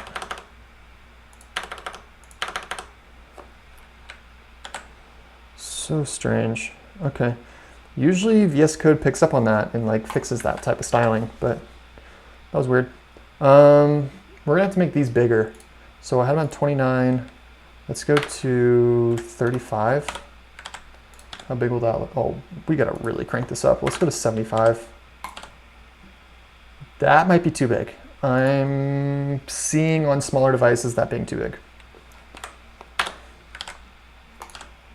65 is fine.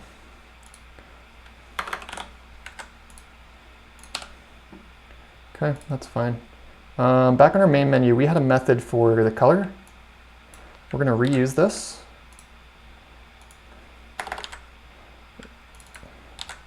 And we're going to say for the grade, for the color, grade color, and pass in charity.grade. Ooh, my neck is really tight. Not sure if you guys can hear that crack. Okay. That green might be too dark though for the this screen. I think green accent's lighter. Yeah. Well, we'll just keep it for now. I think that's okay. Maybe we can put it inside of like a big circle or something. Some kind of container that looks a lot cleaner. We'll come back to that. Let's do a click me button first. Main access.start. Oh no, I'm sorry. Keep that. I want to do cross axis alignment. Cross axis alignment.start.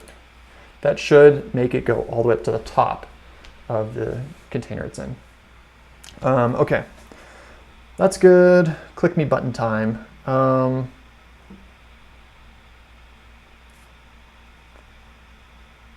Okay. Okay, material. Well, I can't do a width on this. Do I even want a material then? I may just change this to container. Yeah, I think I'm going to do that. I'm going to change it to container, and that way I can just use a decoration. Yeah, let's do this. Border radius will be 24. Color will be colors.white. There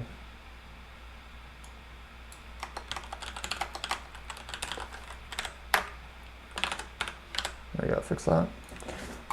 Give that a reload. There we go. We do want to have a width on this guy, and we want to set that equal to media query.of context.size.width divided by 1.3. Too big. 1.5. Okay.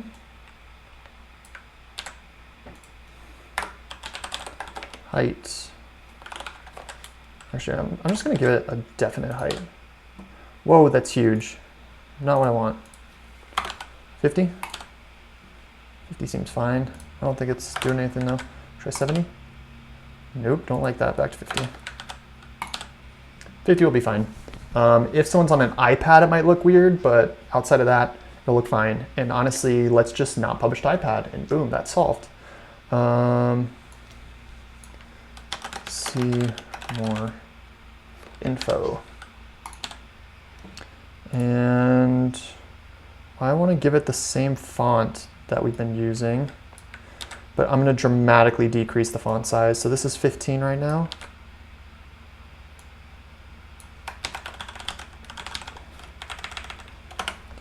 So keep it at 15. That's fine. Oh.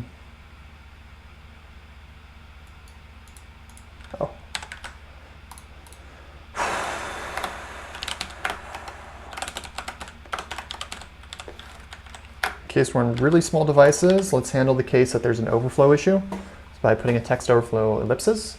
And I should do the same thing for categories.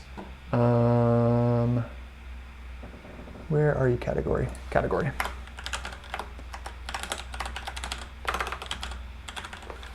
I don't think we have any super long categories, but just in case they're really long, we will cap them off at about 4 words. It should be about 4 words that will fit onto the screen. This is still not ideal. We do have padding already established. Maybe we can just add some extra padding. So I could say like only. So I could say left 15, right 15, bottom 50, and then just not do any padding for the top. Boom. Okay. Let's do a little bit more padding. No, let's keep it like that. Yep. Last thing missing, a back button up in the top right, top left. Actually, let's just put another button that says close. I think that might be better. I may, second guess myself and change that. But for now, we're going to do that. I like that idea. So we're going to do a column. Oh my goodness, I can't type today. That's what happens when you spend the whole day typing the same stuff. Your mind becomes mush. I've been doing a lot of Java development today.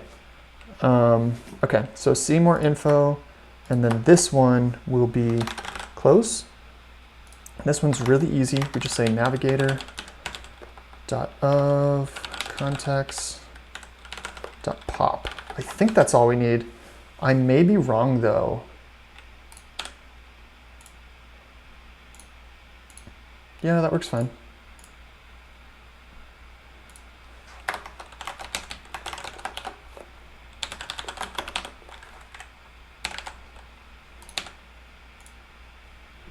Okay, that's fine.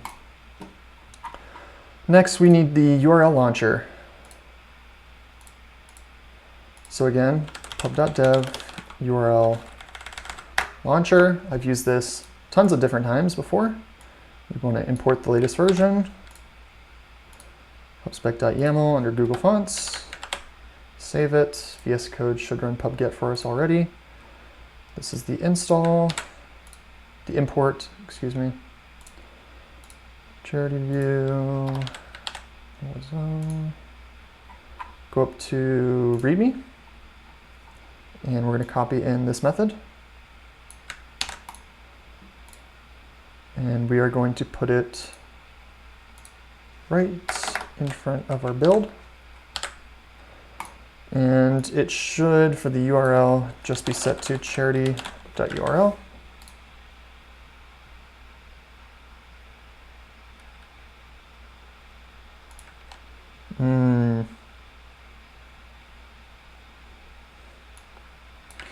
Okay, we're going to put it just inside of our widget build.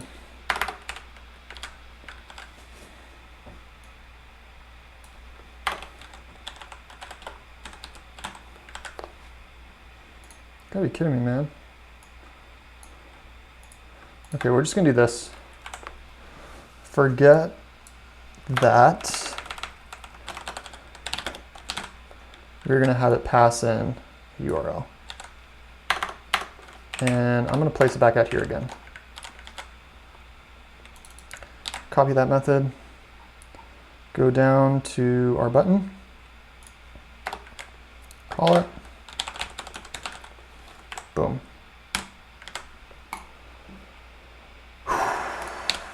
Reload. See more info. No good. Missing plugin exception. No method found for URL launcher. Well, let's do a hot restart.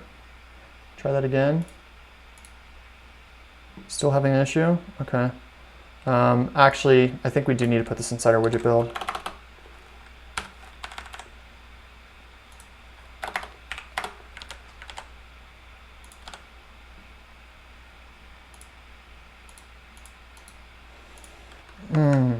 Okay, I'm gonna cancel out of that.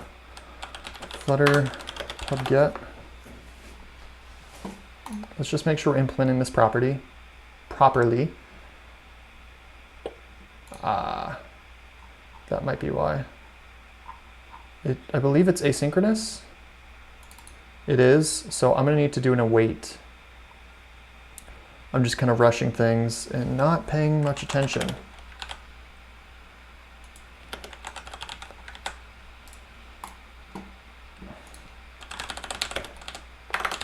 Flutter runs, it's gonna take a second to start up. You can hear my computer overheating right now. Okay. While we're waiting for that,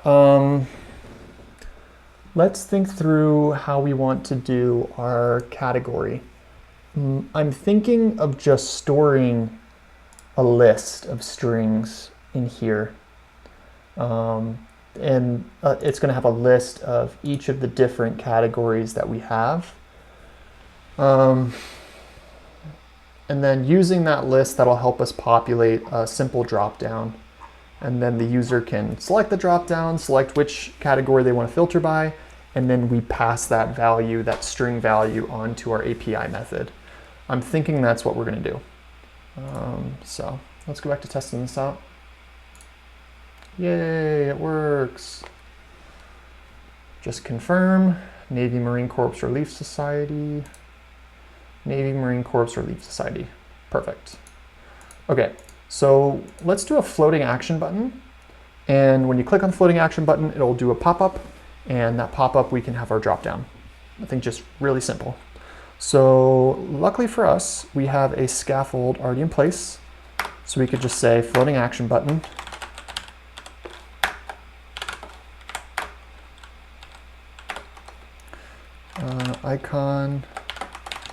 Icons dot filter. Nope. Maybe like a menu. That'll work.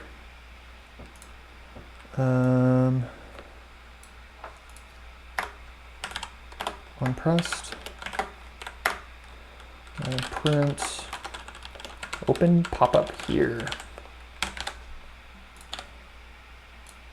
Woo! Okay, that's good. Let's give it some styling. Background color, colors dot red. I want it to be kind of popping. Yeah, it should stand out. Oh, you know what we can do with this? We can do something fun with this. We'll do dough. If you guys haven't seen this before, this is a really fun library to mess with buttons. Copy it in.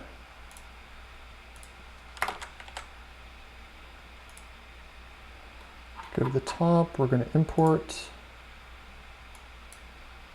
I love packages. Like, this cuts your development time by at least a half if you utilize packages. Some people like to develop every little aspect of what they're doing, but personally, there's some amazing packages that people have built, and so I love using them. I'm actually not sure if I'm going to be able to use dough with the floating action button. I'm not sure if I can.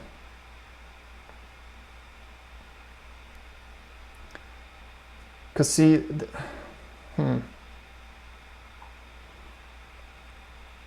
let's try it.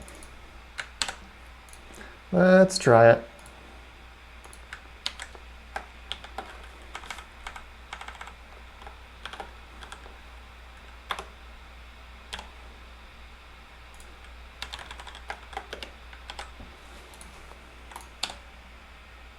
Huzzah, you can.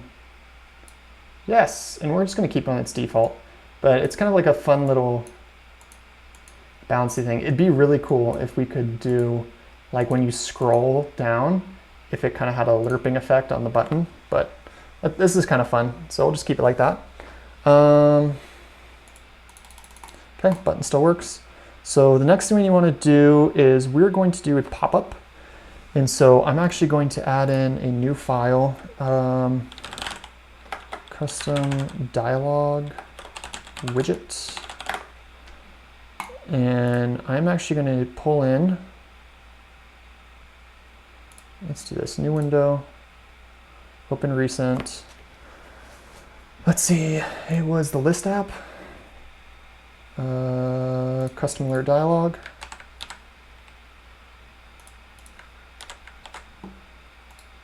We're going to rename this guy to match.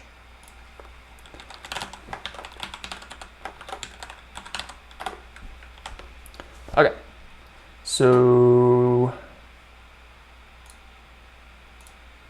yeah, I'm going to pull this open over here to the side. So we're going to be utilizing this. This was a widget that somebody else made. It basically allows us to very easily, in an alert dialog, do whatever we want. So basically when we push the button, a pop-up will appear and we can customize it however we want to with whatever widgets we want to. So that's what we're going to do here.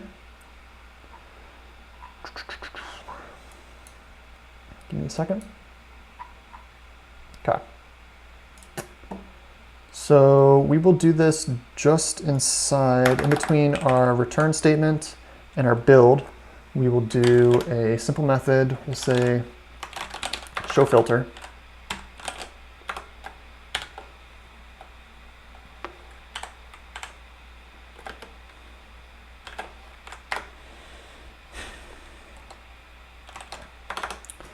And we will have a show dialog.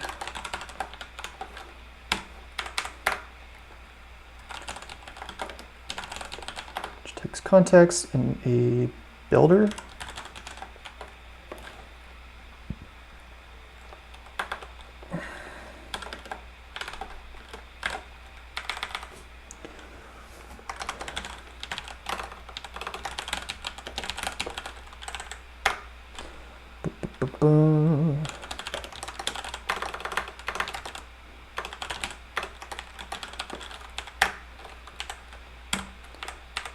Okay.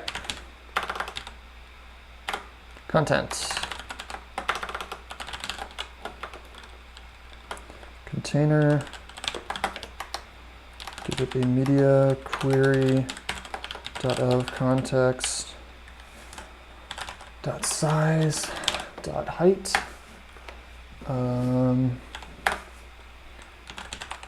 For height, we'll do media. Oh, I'm getting these mixed up. This should be width. And let's just copy and paste this here. Dot height.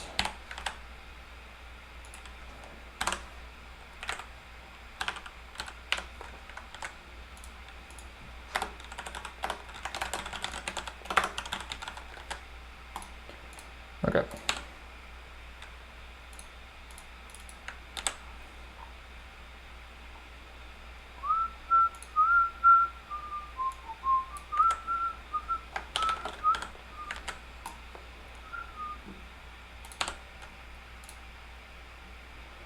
Okay. So the container by default is going to have around its edging, it's going to have this white rounded edging. And so I believe we can change that, but I don't think I care to because I want it to be white anyways. I just wanted to make sure I knew what I was dealing with. I really want to know, I forgot whether or not the show dialog would gray out the background a little bit. If not, I was going to have the width and height to be the full screen and then gray it out myself with a little bit of transparent black container. But that's not an issue because they already do that for us. So we can go ahead, go back up to our filter. Okay, let's see here. Where am I looking? Where am I looking? There I am. Okay, so first of all, make that white. The width is okay. I'm okay with that width. The height, however, I do want about half of what it currently is. That's good. So we're going to have inside of here, we're going to have a child of column.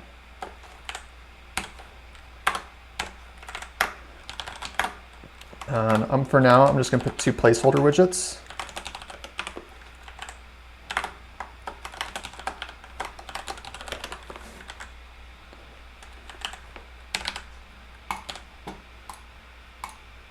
Okay.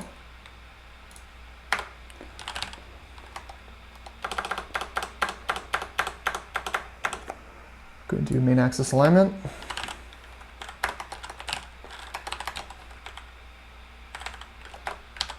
Space evenly. Okay. So again, the bottom one's gonna be a button. I'll actually have a row, so I'll have probably 2 buttons, or maybe I'll put an icon in the top right to like exit out. But I want to have a close button and I want to have a filter button. The filter button is most important, but the biggest thing I want to do is I want to have essentially a list, so a drop-down list. So I am going to need to set up a couple things for that. So let's see here. The first thing I'm going to need to do is have a list of the categories. So like the different filters I'm going to work with. And I believe those should go right inside this builder right here. So before we return our customer alert dialog, but inside of the builder. So what I'm going to do is I'm going to have var, and this will be called categories.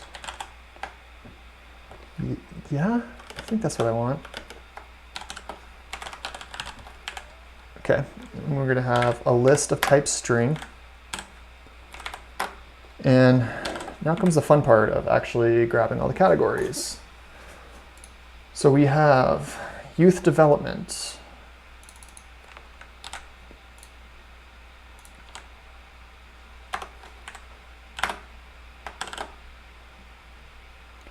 Next up, veterans and military.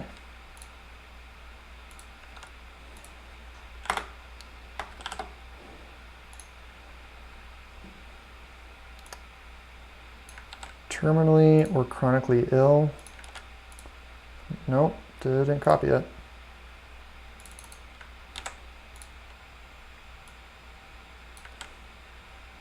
And I should have thought of this earlier and just set this up already. This is going to take me probably 3 minutes. Peace and international relations.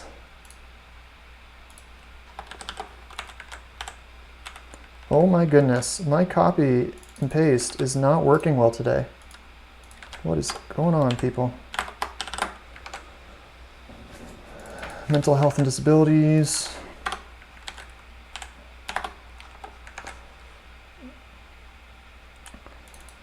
LGBTQ rights and advocacy. Guys, there's a lot of different categories, by the way. It's actually pretty fascinating. Charity Watch covers a lot of different groups.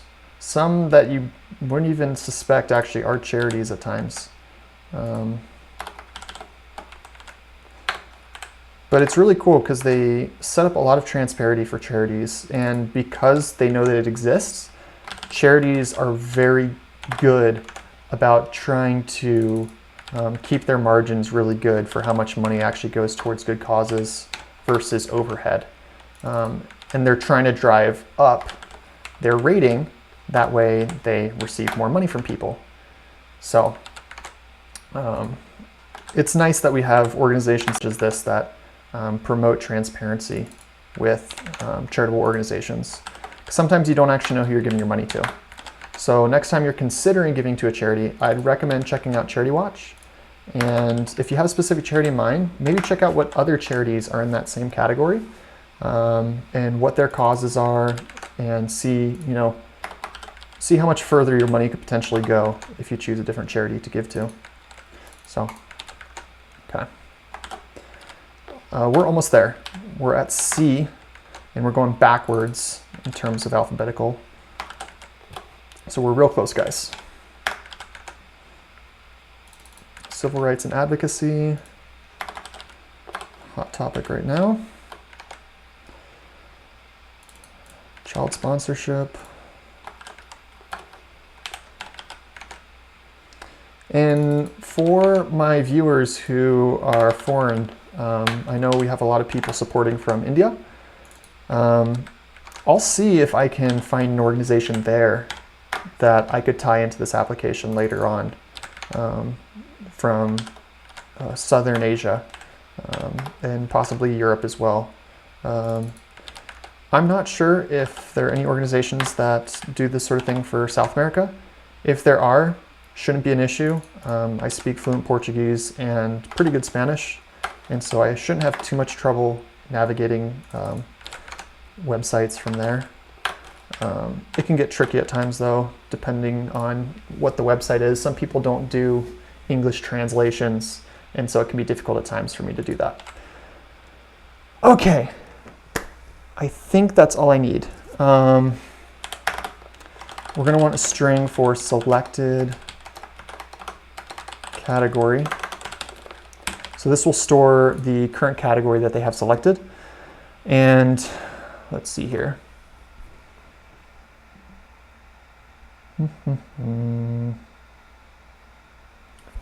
Just bear with me for a second, guys. I just want to make sure I'm working with the right widget.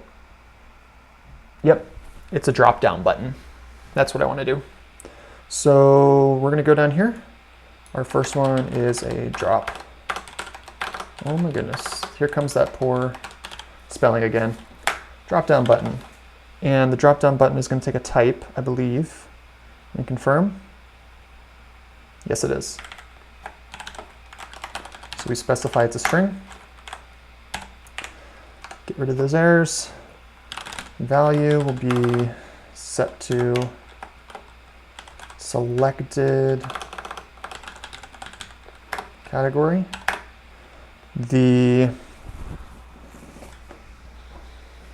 next thing we want to do is an onChange method, which is going to have a value. And when that happens, we just want to say set state. Oh, you know what? I might have to add in a stateful builder in order to do this. I'm thinking I am. Let me check.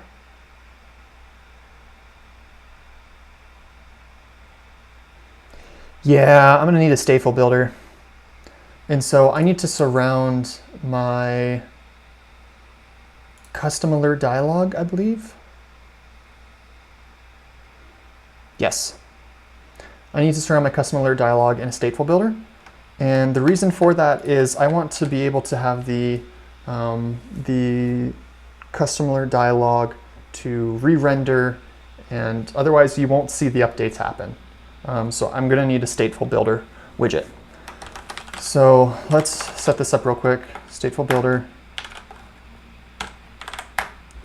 Stateful builder has a builder. Nope, not build. Always do that. I kind of wish that they would put the most used options up at the top, but it kind of doesn't feel like they do that every time. Choose that guy. And we can now say, turn that. Okay. Let's try this again. So,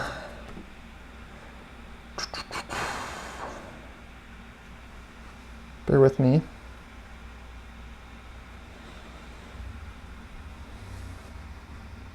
Okay. So let me show you guys the code I'm looking at here that I kind of want to replicate. So this is what I'm looking at. We want to implement just this piece in our application. The rest, it's not applicable. But this is a dropdown that I use to filter categories in my gluten-free Genie app. And so we're going to be doing something pretty similar. And so I'm going to do this. I'm going to just copy it to save time. We are going to paste it into here, and then let's walk through to make sure we're understanding exactly what's going on. Selected category, and this will be categories.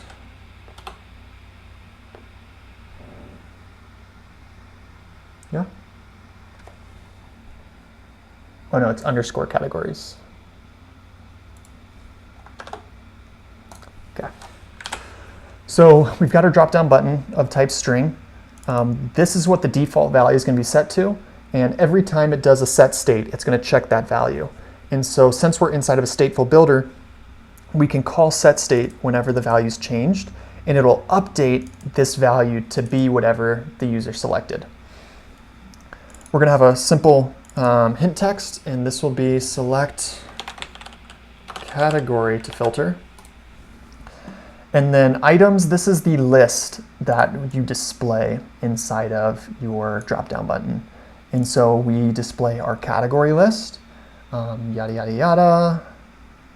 And then down here, we're going to have our button. And when it's pressed, we're going to utilize the selected category value and pass it to our API.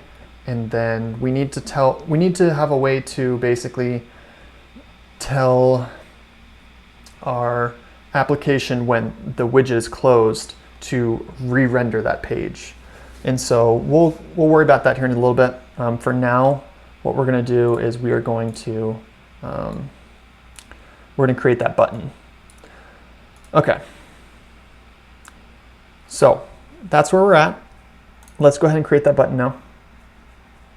So I'm going to reuse the button that we created over here. So we have our container. And then, import Google Fonts. I want this to be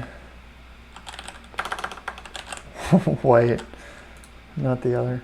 The background.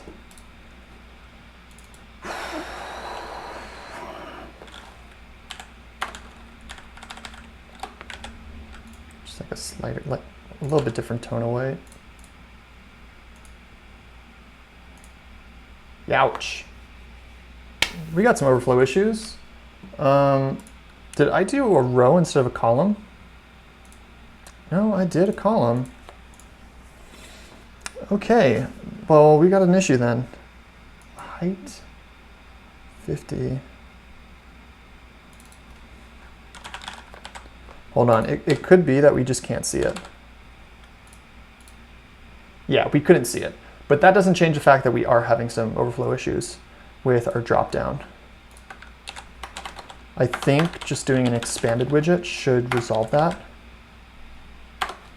Every time. Okay. Maybe not. Nope. For now, we need to keep moving forward. We need to get this thing rolling. Functionality is the first thing. We can come back in style and fix overflow stuff later. I'm sure one of you guys knows the answer at the top of your head, and we're probably going to figure out here in a little bit, but for now, we're going to keep moving forward. Instead of close, we're going to say filter, or apply filter. So it's going to pop, but it's first going to say await, and before I do that, I need to make sure this is asynchronous. Filter charities, I think that's it.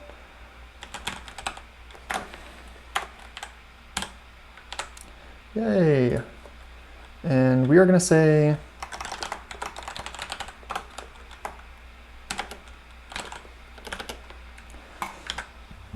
One hour later. Okay, so charity list is what we're going to be modifying. So it's set to temp. What we're going to need to do here, so we have our future asynchronous method. Boom, we have our temp value. We're actually going to say here, we're going to say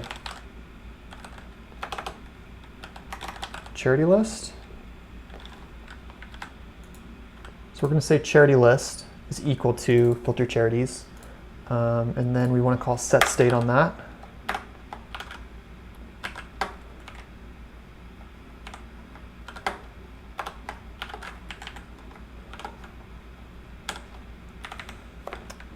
No, that's not what it looks like. It's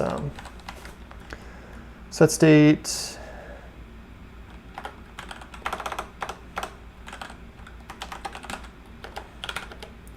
There we go.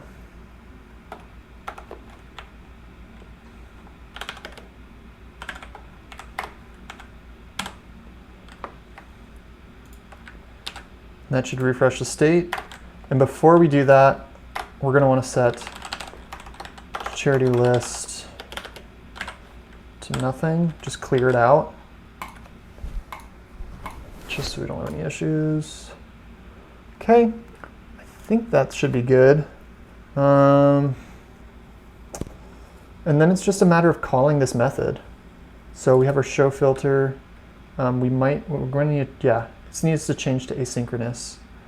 So this needs to be await. And then this needs to be async. And then we need pass context. Do a hard restart.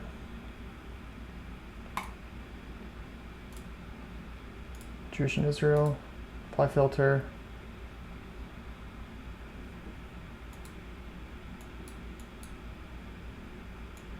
Invalid value, that's an issue. Let's do a hot restart. Yeah, we weren't having that a second ago.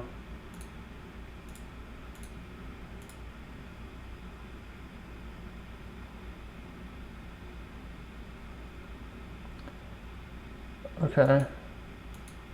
Nothing seemed to happen. We're going to do some debugging in our filter API, and we're going to see if it's even getting called in the first place. So let's say print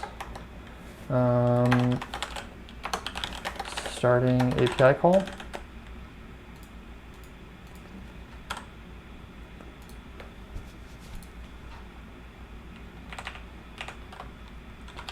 Print good response.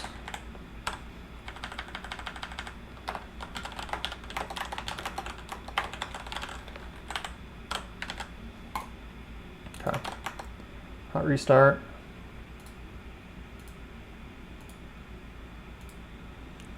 Okay, it got a good response. So this is fine then. So really we just need to do some debugging in here then. So apply filter.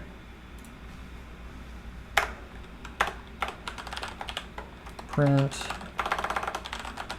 charity list.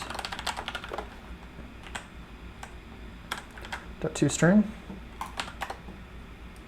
Let's see what we're setting it to. Okay, you can see here there's only a handful of charities. There's 1, 2, 3, 4, 5, 6, 7, 8, 9, 10, not the couple hundred that we have. So the real issue is it doesn't seem to be setting the state properly after the fact. And so we need to figure out how to fix that. So, So we clear out charity list. Then we call filter charities. Then we pop.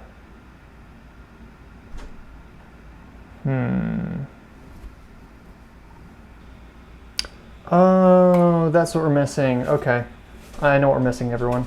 So after we do the show filter, we want to do .then, and then what we're going to do is we're going to say set state. Okay, hold on one second. I've got my dog just scratching like crazy on my door.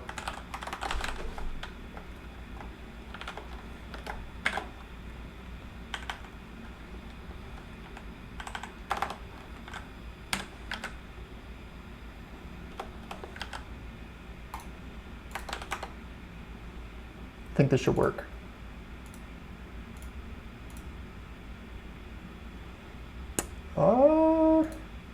Nope. Having some issues. 1 hour later. Okay, so I had a new idea on how to get it to call that set state method after we click the filter button. And so what I did was I actually added in a new method called callback.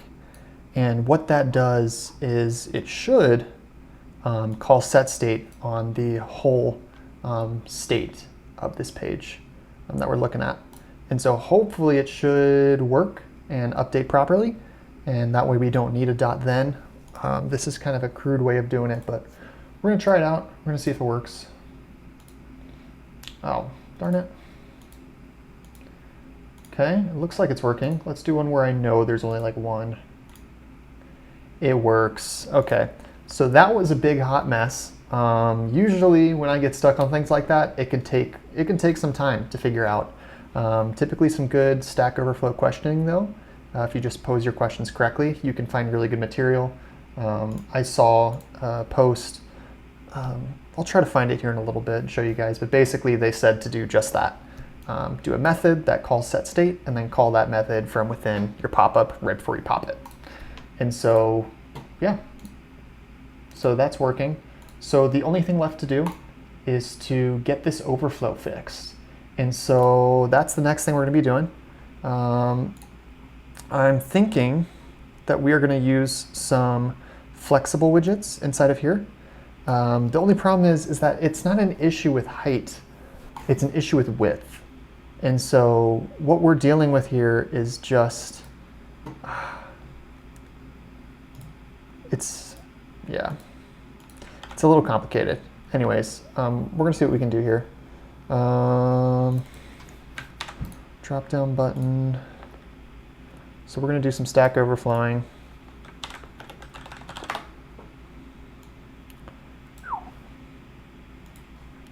Flutter adjust width.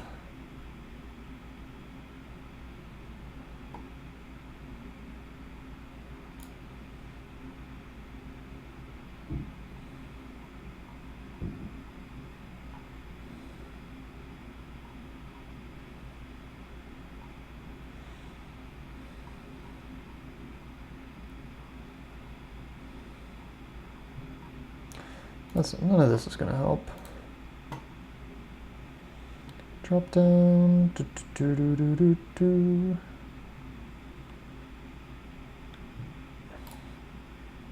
Okay, we can try that.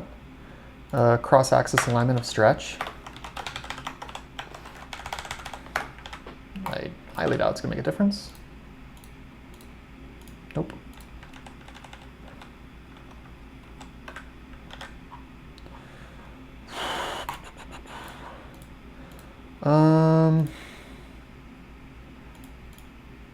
Select category to filter.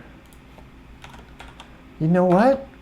Actually, it might be this hint. No, I don't think so.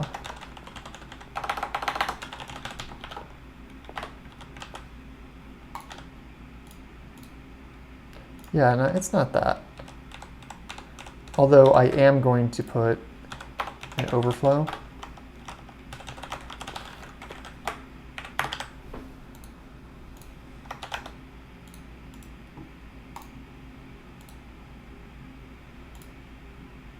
Okay, it's the width of the drop-down button. So how can we limit the width? We put it in a container and tried that, but that didn't seem to fix it. Like we tried doing a width of, let's say, grade.of context.size.width divided by 2. Let's just try to do something dramatic and see if we can affect it.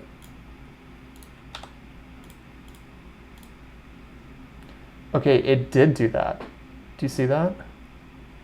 So it seems to just, that's weird. So it's what's ever inside the container. So it is this, but the problem is when I add an expanded to it, which should resolve it.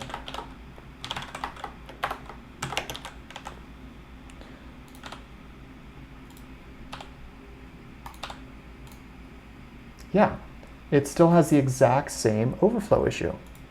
And so see, that's what I'm just not understanding here. Let's default it back to what it was. Okay, let's look at the error a little bit more and see if we can pull something else out of this. Okay, exception caught.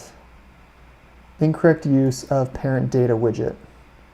Wants to apply parent data of type flex parent data to a render object. Okay, so let's see. We aren't doing any type of flex.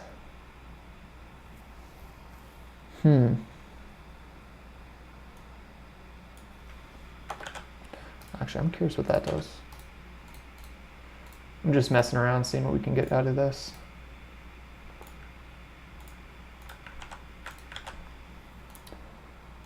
Main axis alignment dot space evenly.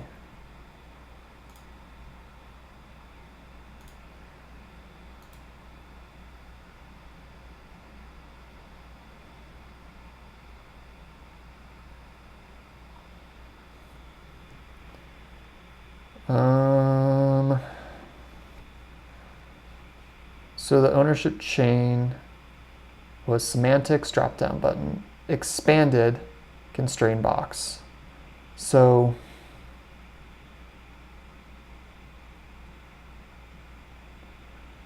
maybe it's this guy? I really can't see that being it though.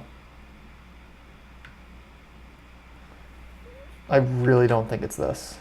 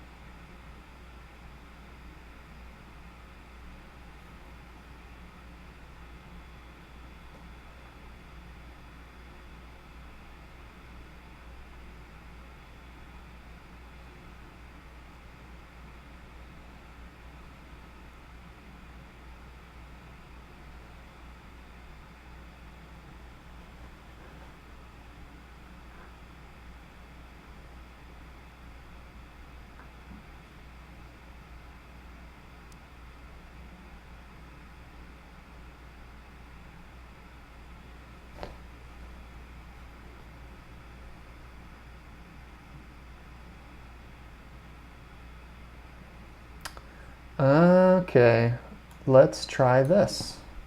Apparently there's an is expanded property in the drop-down button. So let's try it out. Give that thing a good restart. Haha! I did not know about that. That's good to know. Okay. Let's see if we can change the height of the expanded menu. So let's say item height. Let's see what happens if I do like a 40. Okay, so it clearly has nothing to do with this. So let's just do a hot restart just to be sure. Whoa. Yeah, we're gonna get rid of that.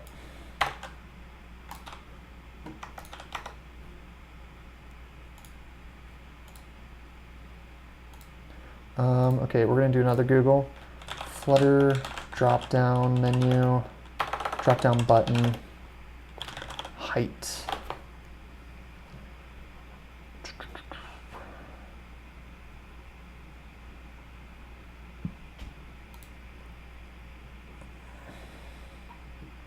Oh, that's not what I want.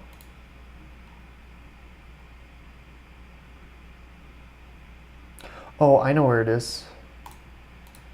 Drop-down menu item. No.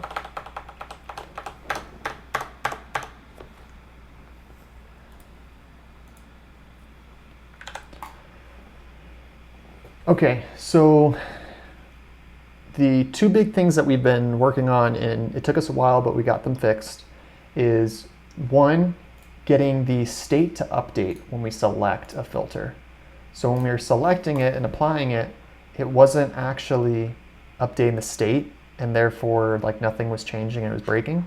We fixed that, however, by calling that method that we created callback, which just calls set state, and then we called it from within our pop-up before we popped. The next thing we did was this was a very minor fix with the drop-down menu, simply by adding a single line. Where did it go? Is expanded is equal to true. By adding that line, we were able to fix an overflow error that we were getting that we couldn't seem to fix. No expanded widget or anything could fix it. Apparently, it was an issue with something that needed to be expanded within the drop-down button pack widget itself. And so unless we were to go in to the drop-down button and modify it, its implementation, we were going to get that error.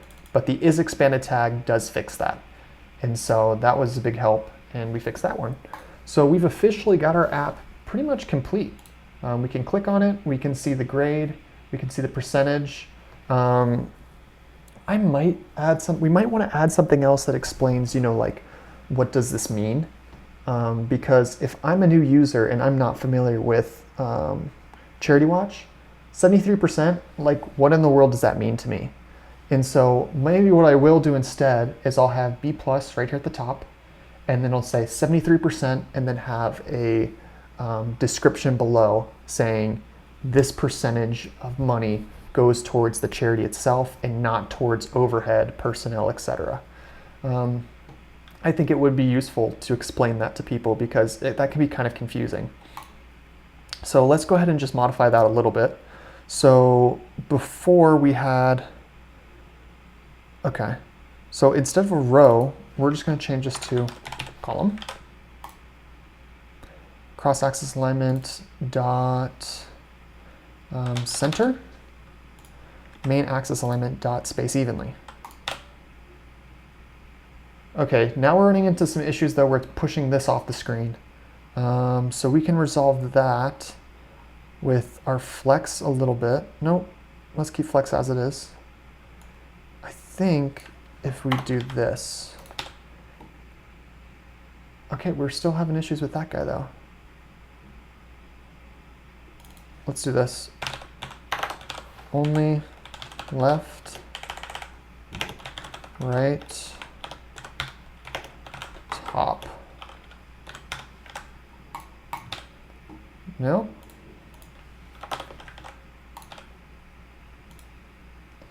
I think the title can be bigger actually, because on some of these smaller ones, it kind of seems insignificant and kind of tiny. So 29, let's update that to 34. How's that look? I like that. That's fine. Okay, this next, honestly, I'm gonna get rid of the whole top, middle, bottom piece, and let's just do one single top and then the buttons at the bottom. That way we eliminate all of this extra padding that's in between them. I don't really like it, so, oh crap, no, I like top. It's middle. Yeah. So let's get rid of this. Boop. Get that out of here. Then we're gonna go place you right here. Grade color needs to be defined before that widget.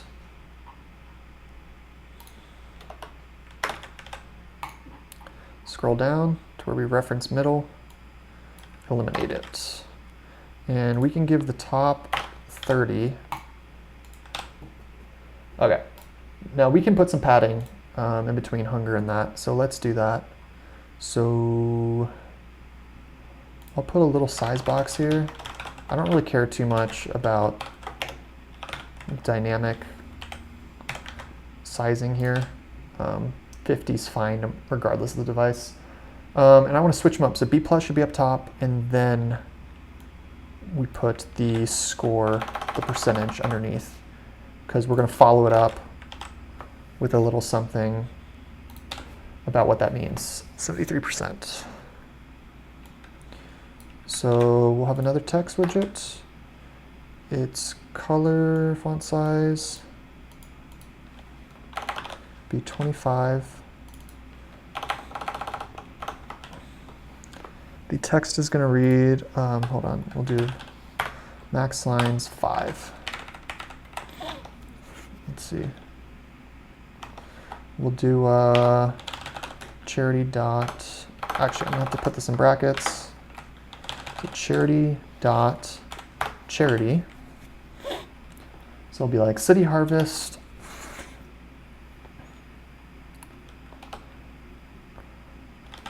uses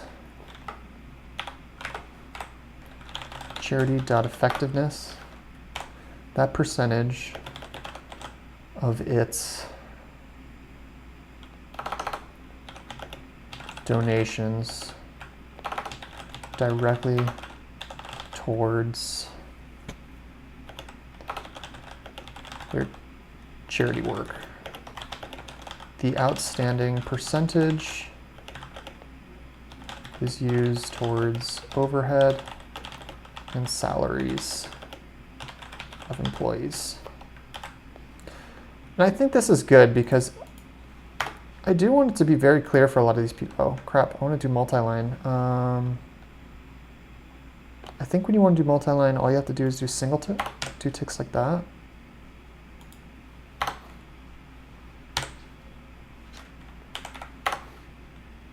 Oh, come on, don't give me this. Maybe it's back ticks. Crap, it's been a while since I've, yeah, I think it's, no.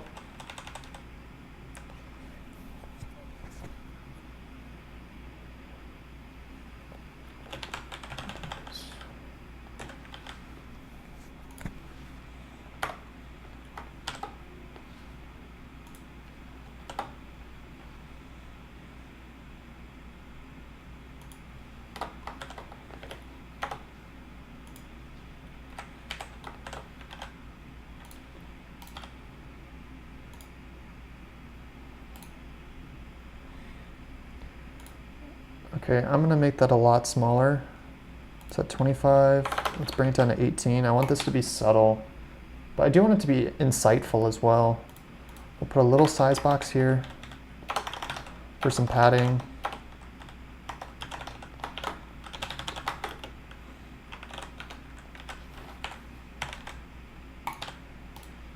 Okay. City Harvest uses 73% of its donations directly towards their charity work. The outstanding percentage is used towards overhead and salaries of employees. I like it.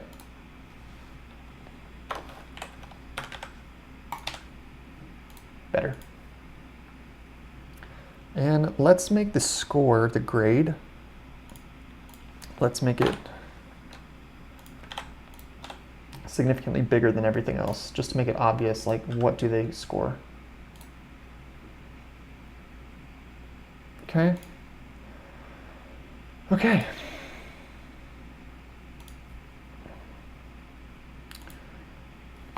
And the last thing that we can do is maybe, no, I think that's it. I think that's good. Let's see. We could add a clear filter button. Or maybe we could add, I want to have some way where they can like reset it, you know, because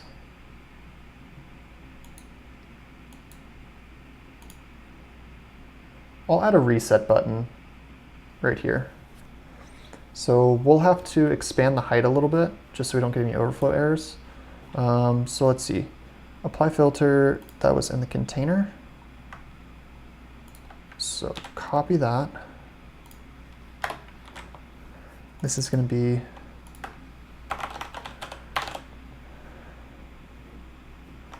I'm just going to call it reset list.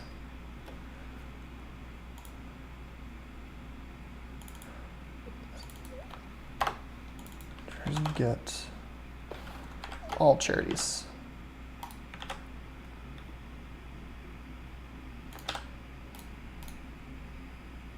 It fits, but I'm worried on a small screen. But it has some room to work. There's some padding. It should be okay. So let's test it out. Awesome.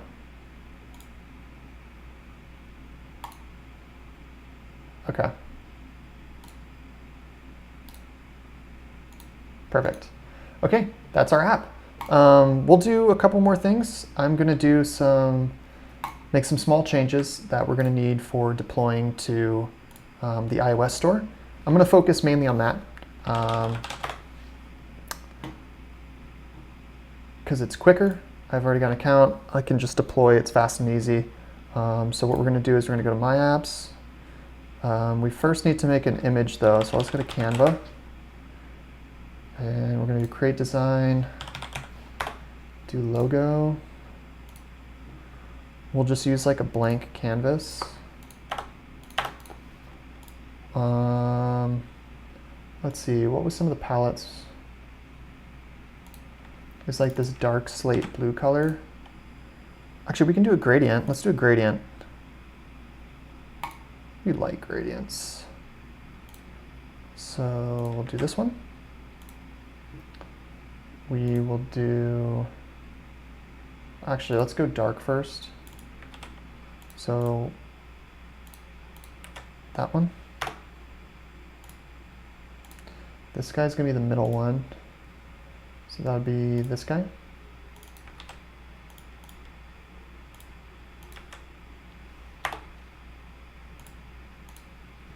And then the last one is going to be this guy.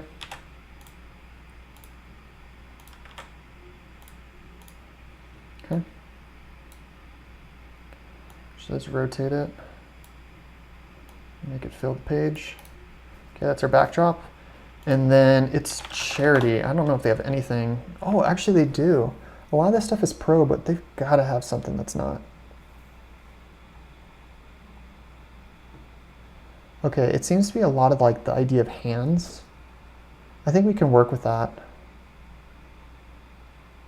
Okay, let's do it. Let's go icons, db.com, hands.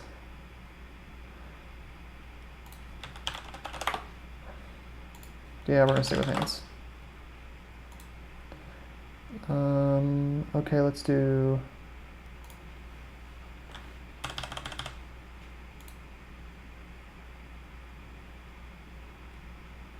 PNG, the max size that they have available. Let's put that on the desktop. We're going to place that in here. And I thing is, I don't want to use Charity Watch. I do want it to be, it needs to be unique enough to where we're not infringing on any copyrights or anything like that. Before I do publish it, I am going to make note that we are referencing the links to Charity Watch. We want to make that very clear and make it very clear as well that we are not Charity Watch. There's some copyright things we need to be very careful with before we continue. So let's continue with App Store Connect. You can see some projects that I was working on, ones that I am working on. We're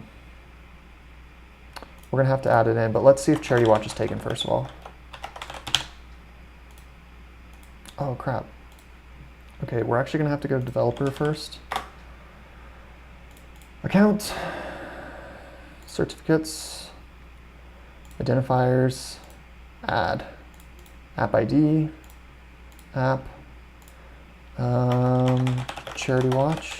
So the issue I was having is that the bundle ID, my account for some reason, I've spoken with Apple several times about this over the phone, and for whatever reason, they have no idea why it's doing it. But my bundle ID never populates when I select the dropdown. So this should populate all my bundle IDs for all times I built.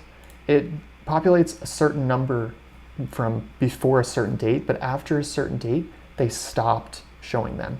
It was the weirdest thing, so now the way I have to do it is I have to explicitly state my bundle ID. So let's go into Xcode. We're gonna get this thing rolling. Open another desktop, Blile Dev, Charity Watch, iOS, boom. Okay. We're going to keep this open because we're going to do some other things in Xcode too. We need to deploy from here, and also we're going to have to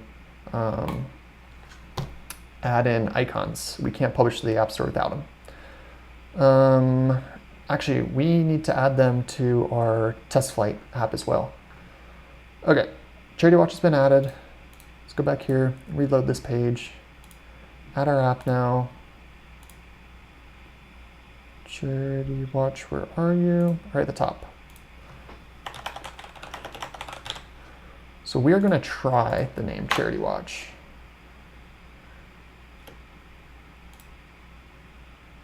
If it's taken, we'll remove the space and then see if it's taken again.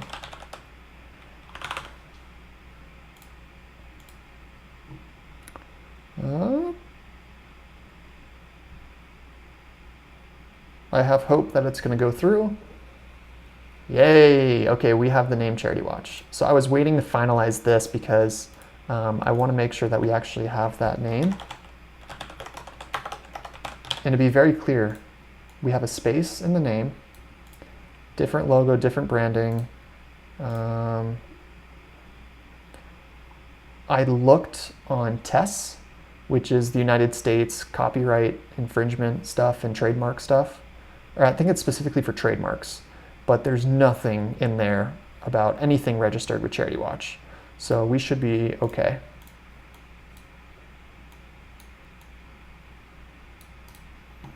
And if they have issues, I'll take it down, change the name, change the logo, work with them. Ideally, I would love to work with them, get further API access, and then make an even better branded and one to fit their needs. That'd be really cool. So you want to do app icon generator. I'm pretty sure this is one I always use. Yeah. It's not, but this will work. Generate. Okay. I don't want it on an iPad. Let's open up our runner. Okay.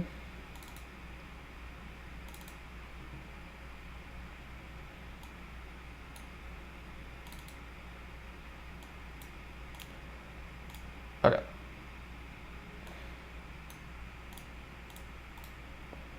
Let's delete this.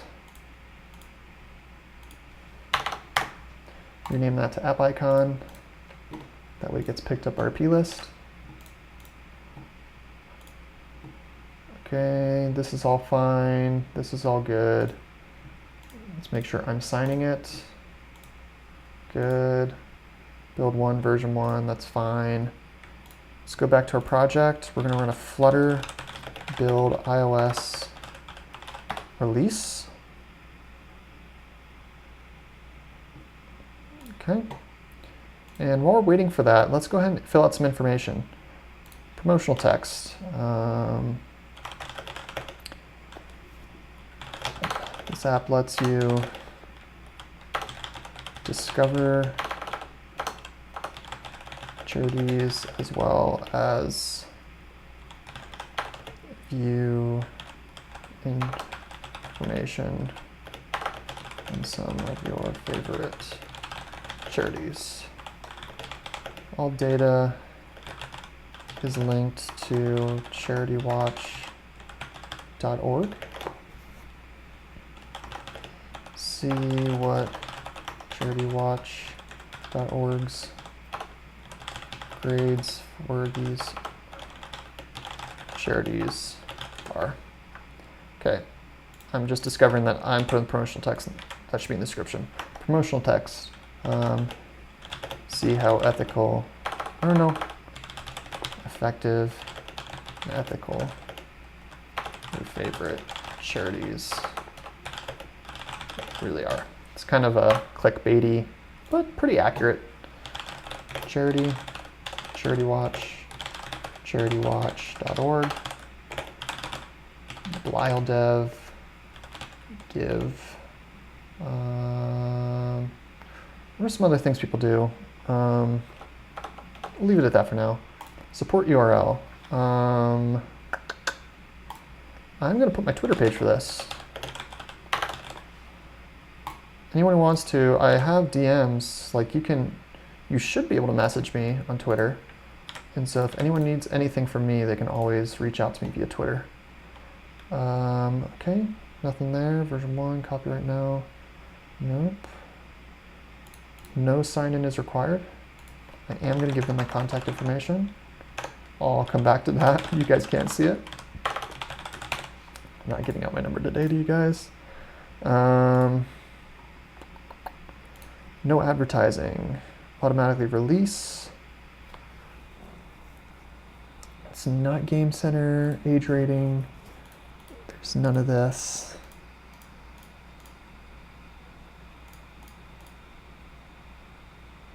Unrestricted web access. No, you can go to a website, but it's not unrestricted.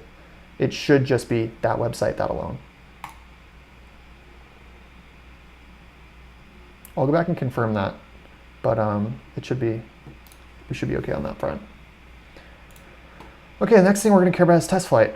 So let's see if we finish building. It is still building. Man, it takes oh no, it already built. Yeah, we're good. So we're going to go into here. We're going to change it to generic. Go to product, archive. Now this bit, it'll take a hot sec. So we have to wait for it to build, and it's basically prepping it to send to test flight.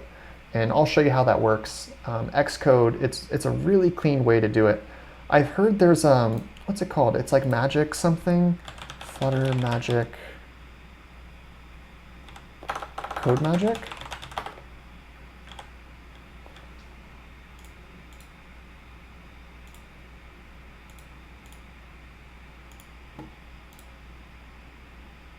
Yeah, so if you don't have a Mac, this is a great product to use. Code Magic has a way to basically deploy to iOS for you. I've never used it, so I'm not really sure how it works, but from what I've heard from other people, it's great. So I'd check it out. I can't give my official endorsement, but I've heard good things from people that I trust. And so I'd check it out. Okay, so our build succeeded, window organizer. So you'll see here, here's our build. Name, I'm just gonna call this build 1. And I'm gonna click distribute, App Store Connect, upload. You can also do this and export it as it's an IPA. I don't remember the specific file type, but you can export your build as well. And so if you're using another service, you don't care to use test flight, but you have another service and they're asking you for an iOS build, you would click export at that point, and that's how you do that. And also you wouldn't click App Store Connect. You click one of the other options. Automatically manage signing. And for those of you that haven't used App Store Connect before, it is a $100 a year fee. Not fee, it's a license that you're paying for. It actually comes out to be about $109 after taxes. Okay, upload. This will take just a little bit. It's now uploading our build to TestFlight. Once it's completed uploading our build, it'll take anywhere between 3 minutes and as long as an hour sometimes. Typically it's pretty fast, but I have seen it where on new projects like this one, because it's the first time connecting to and uploading to this app, because it's the first time uploading to App Store Connect for this app, it has taken a while. Once we upload it, we can download it on our phone, and I will be downloading it on my phone and just verifying that it works as expected and it looks good and it feels good on my app. I may add some haptic feedback and some little things like that to touch it up. Once that is done, we are going to go back to this App Store page. We're going to add in some images. We're going to take some images. We're going to brush up the promotional text. I'm going to add in my phone number, and then we are going to release this thing for people to use. And so by the time that this video goes up, fingers crossed that it's going to be already in the App Store. I'm not so positive that it will be though. I think it's going to take longer than 2 days. I probably am going to post this video up here in 2 days. But yeah, so we're going to offer it for free. I don't want it to be available on the Mac. Available in the App Store. Yeah, that's fine. I don't care. Again, all I care about is that as many people has access to it and can do whatever they'd like with it. Let me take this promotional text. Save that. App information.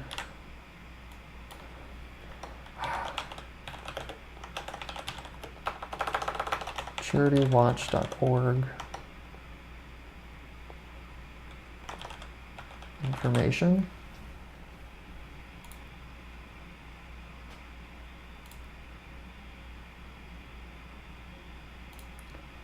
Category is going to be education. Second is going to be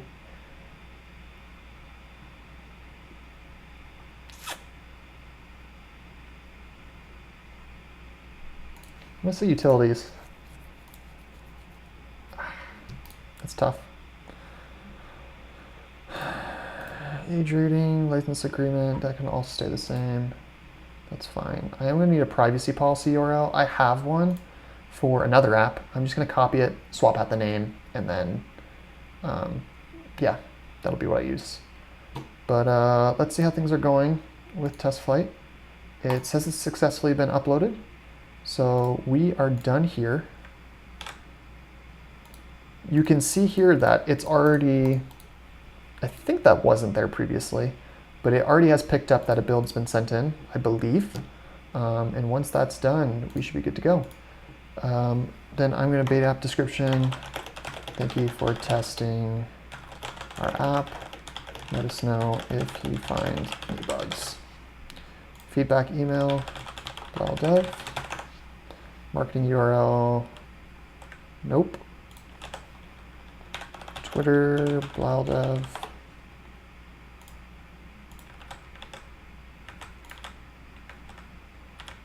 Yeah.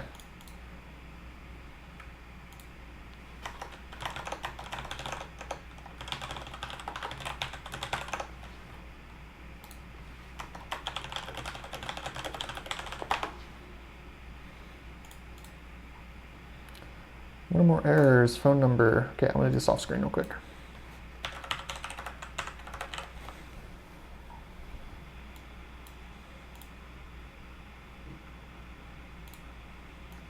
I just got an email from Apple saying that it's been uploaded to TestFlight. My guess is that it's still processing. You can see here, the following has completed processing. Let's refresh this and see if it actually has completed processing. And it has. Missing compliance. Oh, I hate this. So export compliance encryption. No, it doesn't. Okay, really quick. Export compliance. Apple plist.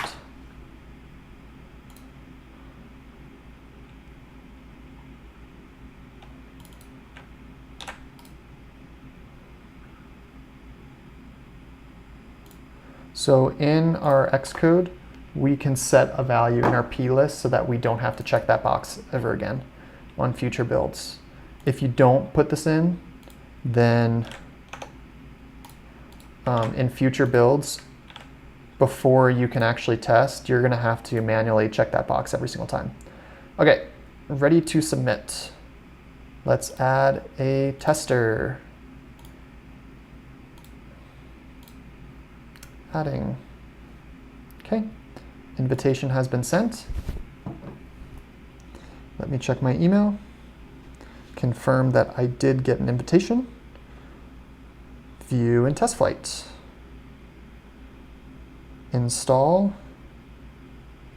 Okay, I'm going to turn the camera down so you guys can see this. I really need to get one of those programs where I have my phone plugged in and you can kind of see what I'm looking at. So you're seeing the upside down view, but if you're struggling to view, my camera is not super great from close up, but it looks good. Click on one, it looks as it did in our emulator. Now this is a problem. So you can see here, all the contents, the drop-down menu and whatnot, not there. So something's going wrong here. My guess is that I'm getting some kind of overflow error on my device, and what we don't see, but what probably is in the device is that it's just a red screen.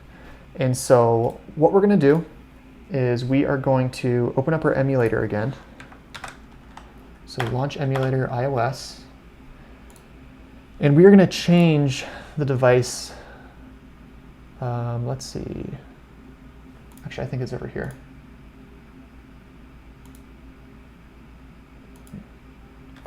Where is it? File. Oh, here we are. Let's do the iPhone 8. Okay, what we're gonna do to really test the limits on this thing .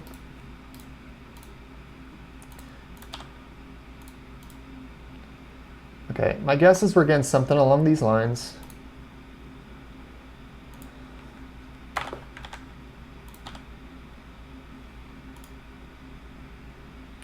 Okay, this is actually probably what we're getting. We're getting this error here that I didn't actually notice was still an issue.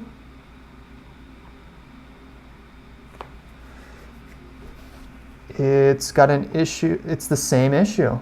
So even though we're not seeing it, there's some kind of exception being thrown in here. And so it's basically saying that there's an incorrect use. Maybe we can get rid of that expanded.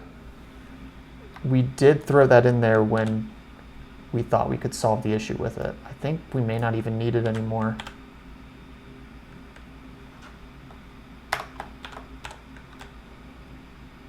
Let's try this. Do a hot restart just to be safe.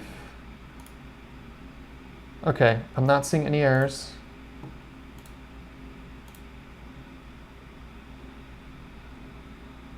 Yeah, I'm not seeing any errors. I think we're good.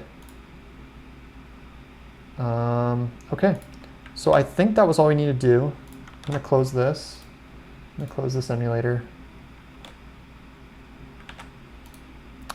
We're gonna run Flutter build iOS. Release.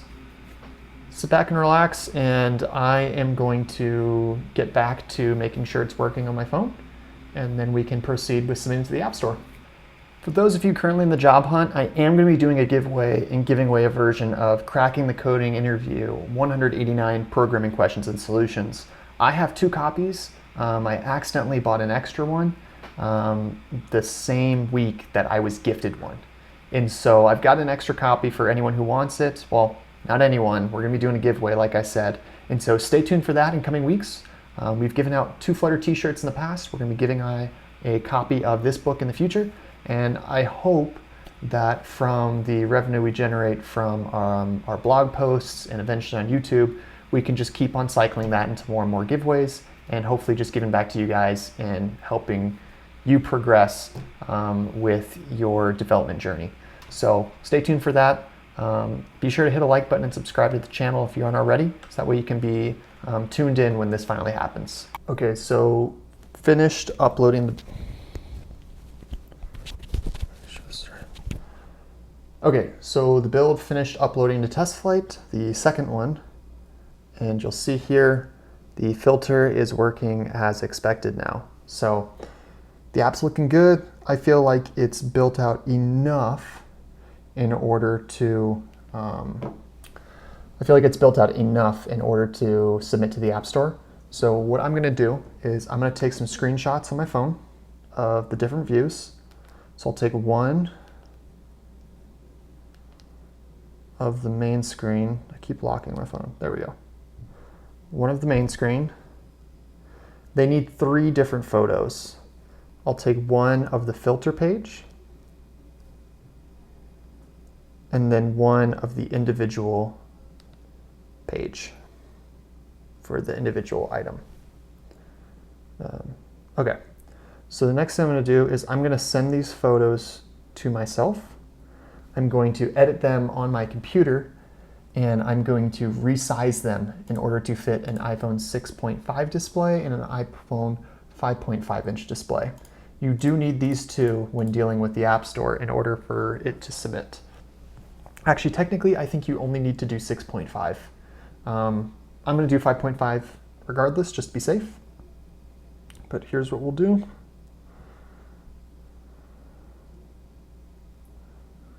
Okay. Go to Photos, take those 3 screenshots. They have just been sent.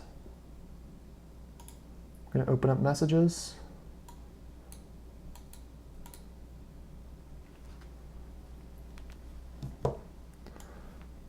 Photo 1, Photo 2, Photo 3. Okay. So if we click on this question mark, click on Learn More, I'll pop up in this guy, and it should tell us, where is it? Screenshot specifications. So let's start with the 6.5 inch. So it needs to be 1242 by 2688. So we'll go to resizeimage.net, upload an image, start with our first one, open. Okay. Then we are going to say, don't worry about aspect ratio. And I'm going to pull this off to the side so I can see it at the same time. So for X, I want to do 1242. And for the Y, I want to do 2688. Okay. Resize. It's been done. Download. Put off to the side. Next photo. Same thing. Uploads. Okay. 1242. 2688. Resize. Download. Boom. Keep both. Next one. This is the last one.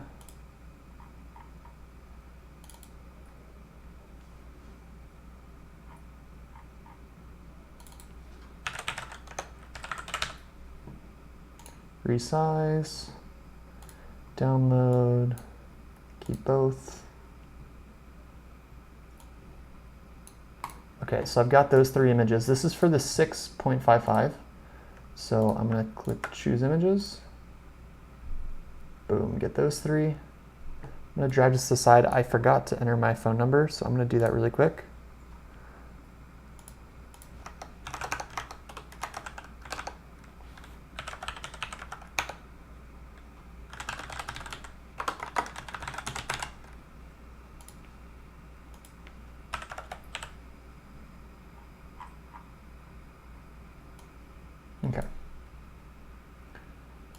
save. It's been saved. I think I should be good to go. Okay. So you'll see here, there are several different things. It looks like the age rating was reset, so I have to go do that again. I have to check the advertising stuff. And then under app information, I need to fill out a couple of other things. So privacy policy. So I'm going to go ahead and do those things. I'm going to submit it, and hopefully by the time this video is released, you will see that build in the App Store and you can check it out yourself.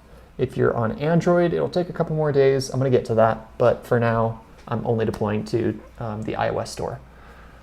So yeah, that's a wrap. If you found this video useful, make sure you click that like button and subscribe to the channel. Again, we're going to do a giveaway here in a little while, and so you don't want to miss out on that. Turn your notifications on and stay tuned for that. And I'm going to try to do these longer full stack Flutter walkthroughs, probably at least once a month. I enjoy it. It's fun. I like publishing apps. And frankly, it's not too complicated. It's not too simple, and it's pretty fun. So if you like the video, be sure to let me know and I'll keep doing them. Otherwise, I'll mix it up and do some other content. I'll catch you guys later.